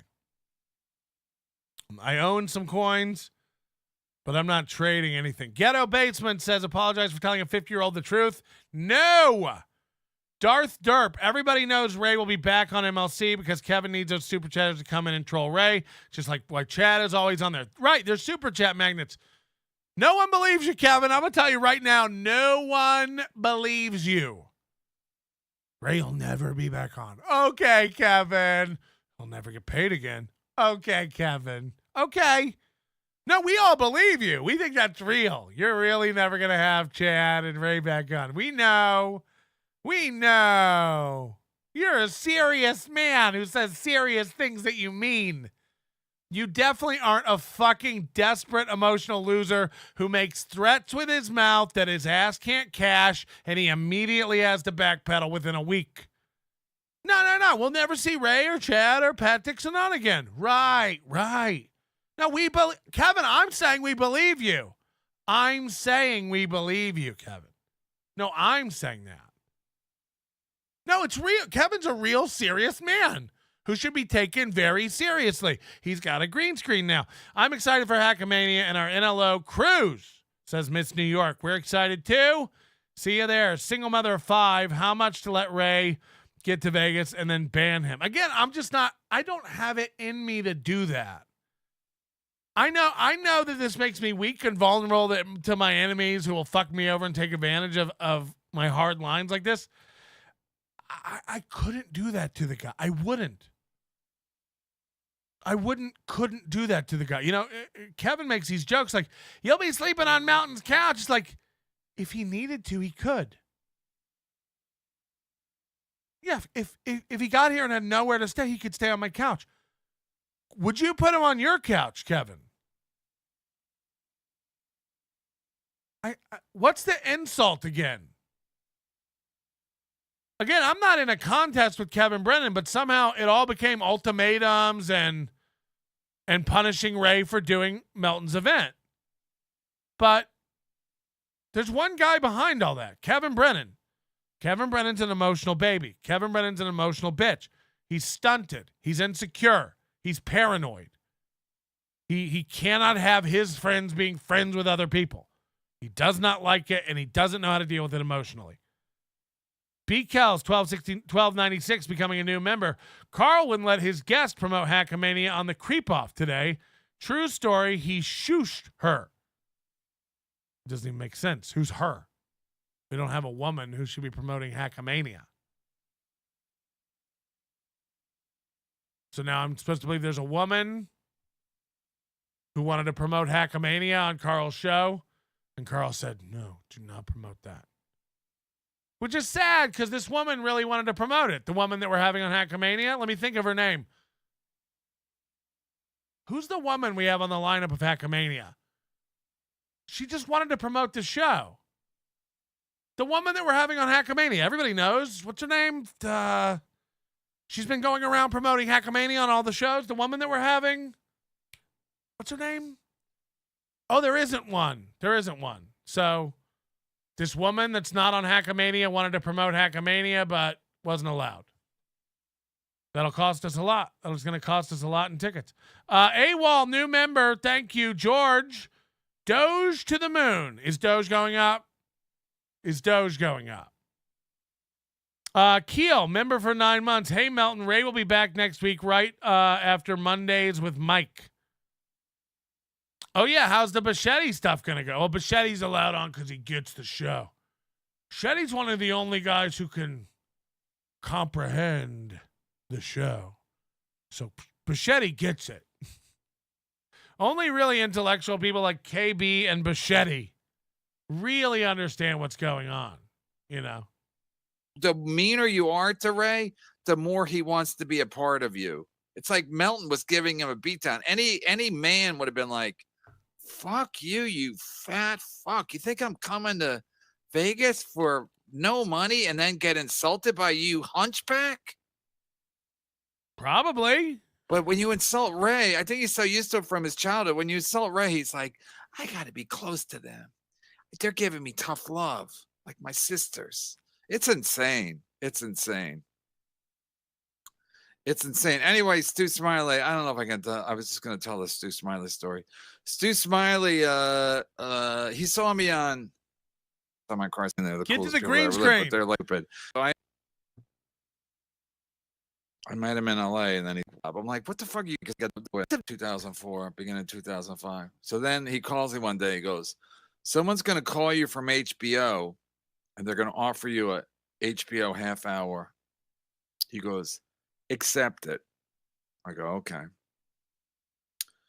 So somebody calls me up from HBO, lo and behold. And so they call me up and they go, Kevin, we want to offer you.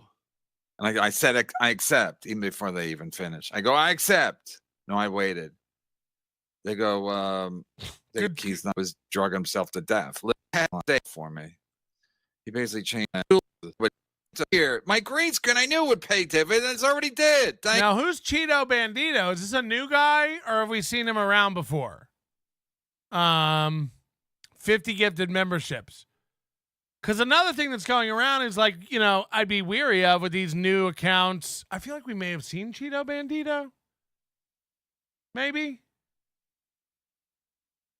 But I'd be weary like these new guys, will be doing this.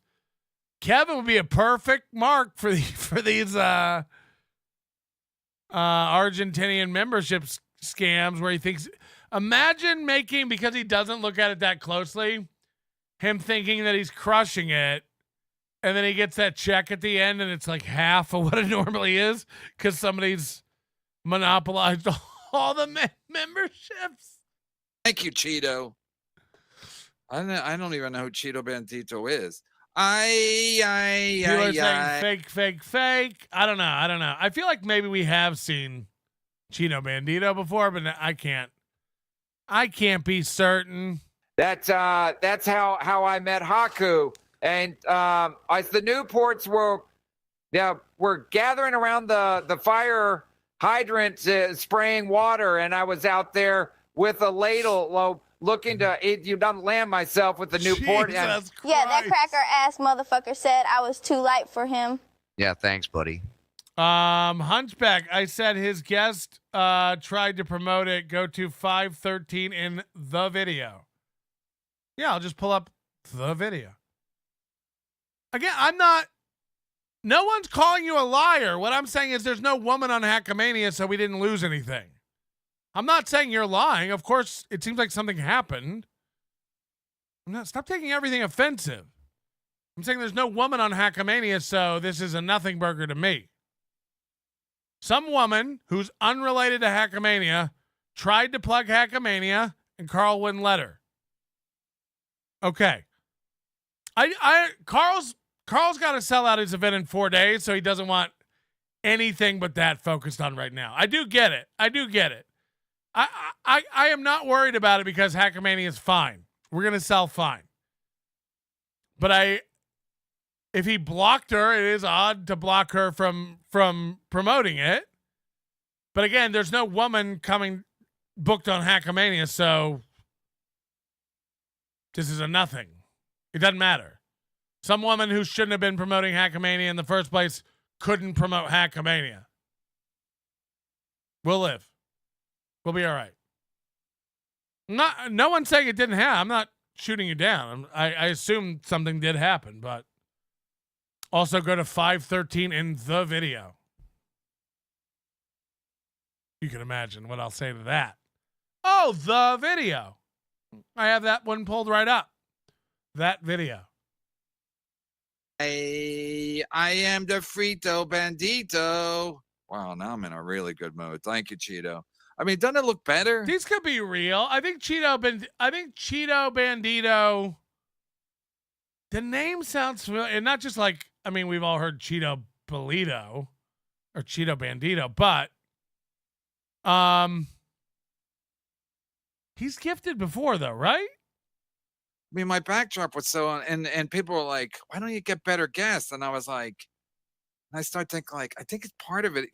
First of all, everyone stop arguing with Ozone. I believe him. I'm not saying that didn't happen. I'm not saying you're a liar. I'm not saying it didn't happen. I'm just saying, like, whoever the woman was isn't on Hackamania. So, like, it's not a big deal. That's all I'm saying. We can both be right. I believe you. There was a woman trying to promote Hackamania, and Carl was like, no, promote our current event. I believe you. Is that okay? Are we good? Everyone's like, justice for Ozone. I believe him.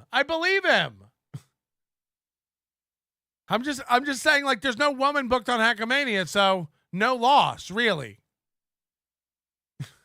Like, what? Can we both be right? There was a woman who got cut off trying to promote Hackamania, and me being like, who cares? What am I missing? Is Ozone mad? I don't even know. What did I do? Why am I the asshole? I'm agreeing with what you're saying. That probably happened. I'm saying, who cares? These people, like, you can't even. They'll get mad. Oh, he says cracking up at you guys. Okay, so he gets what I'm saying. Don't be salty. I believe you. I do believe you. I believe that something happened. We're okay. We're okay. MLO is saying, no one's saying you booked a woman for Hackamania. I know. I'm not saying you are. Can everyone focus on the actual words? I'm not saying anyone said I booked a woman. That was a little sketch I did earlier. Like, oh yeah, the woman that I booked her, that was a joke. I believe there was some woman on Who Are These Podcasts who tried to promote Hackamania and Carl shushed her down. I believe that. What I'm saying is, thanks to the woman, whoever she is, for trying to promote an event she's not part of. Good try. But I have no idea who it would be, and she's not involved with Hackamania. I'm willing to say blindly, whoever that woman is not involved with Hackamania. So no love lost is what I'm saying. What are you saying? Hold on. Are you saying that people are going to explain it one more time? You're the ones arguing in the chat. You're the ones all going, Melton, no one said you did book a woman. I didn't say they did. People mishear stuff and then they argue with, like, who was the guy earlier? Was like, what was the one earlier? I can't even. Oh, it was Ozone too. Ozone's just all over the place today. They're a private company. They can define rules as they like. It's like, well, that's a cool stance you're taking against no one. As if there were people on my show going like, they're not a private company. They can't do what they want. And then Ozone's like, actually, they are they could do. They're allowed to make their own. The more you know. Oh, this show is crazy.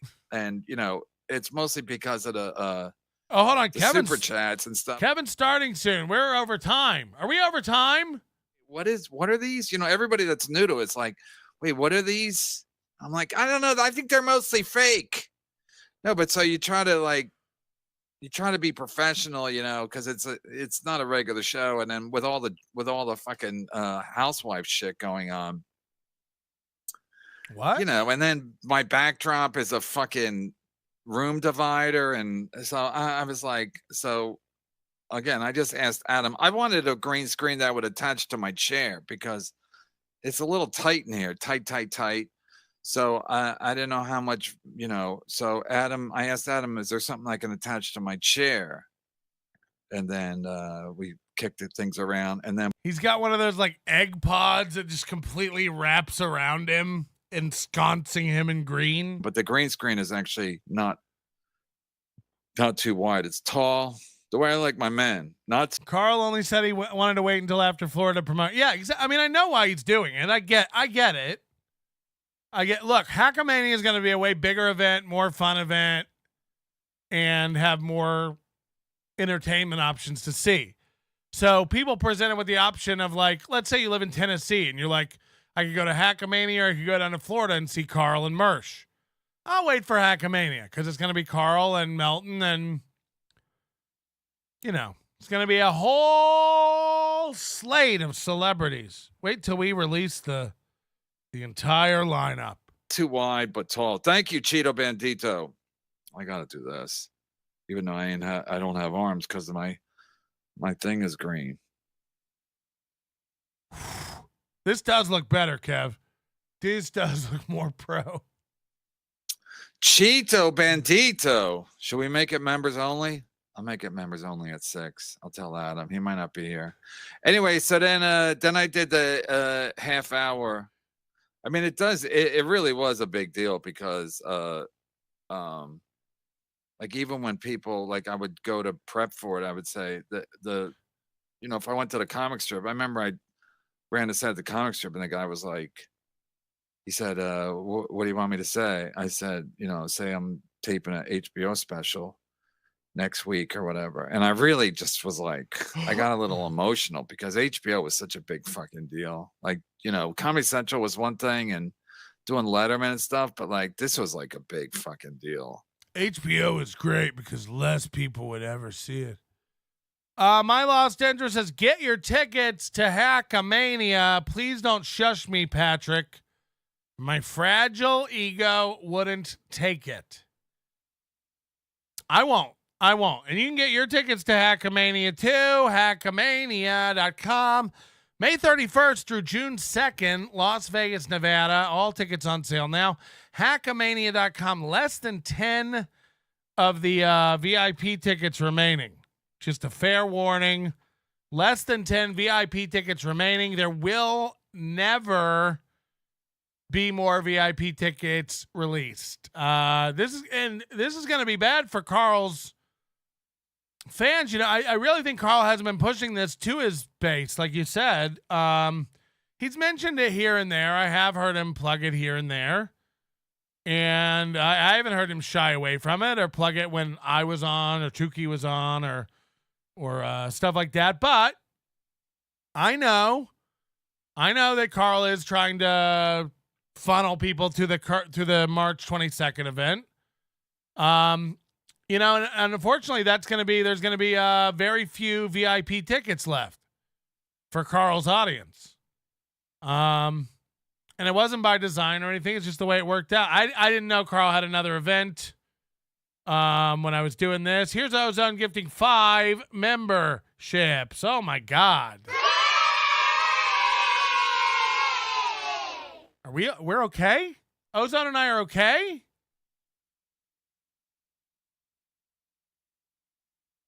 He likes me. He really likes me.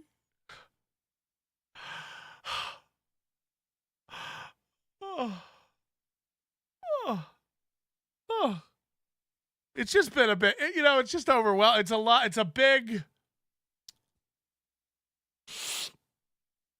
misunderstanding. Like you think you know a guy and you think a guy's mad at you and then you think he hates you, but then you think he likes you, but it's like he's arguing, but he's super chatting, but he's arguing, but it's like, I don't know, man. I don't know. It's just too much. And then this, and then the 5 with the 5. The 5. It's a lot. It's a lot. You're annoying, but he still likes you. That's fair. I actually like that. Probably is how I would feel about me too. Like, who is this fucking asshole? Thinking everything's got to be the way he wants it. Everything's got to be the way Melton likes it, because Melton's the only one who's right. Melton knows how everything should be. I mean, in my head, I want, yes, fuck yes. I really, but at the same time, you can't expect everyone to do everything like you do it. And I hope I don't genuinely expect You guys eat apples like that? That's gay and dumb and wrong. Here's how you eat an apple. That's what I feel like. But anyway, I get it. That's probably the most healthy way to view me. Accept me for my faults like I accept you for your faults, please. G-Rob likes me too, she says. It's good to know. Snipe Kevin for like 15 minutes, please. I can't. I'll get in so much trouble. You're a big softie. Shut up. Is that a fat joke? Is that because of these? Heavy honkers, Debbie danglers, Debbie Doolittles. Oh, we're going to go watch him. Somebody sent me black apples today. Who was that? Somebody sent me a picture of black apples. They're called black diamond apples. It's a new kind of apple, black diamond. They're like black. KB's scared to go live until NLO leaves. That might be true. In which case, your manner is most unbecoming of a gentleman. Would you be high on cigarettes? I don't know if the comedy hasn't hit them yet. They're full-blown retarded or just high on cigarettes. A question posed to stupid hoes who don't get it yet. Excuse me, miss. Are you high on cigarettes?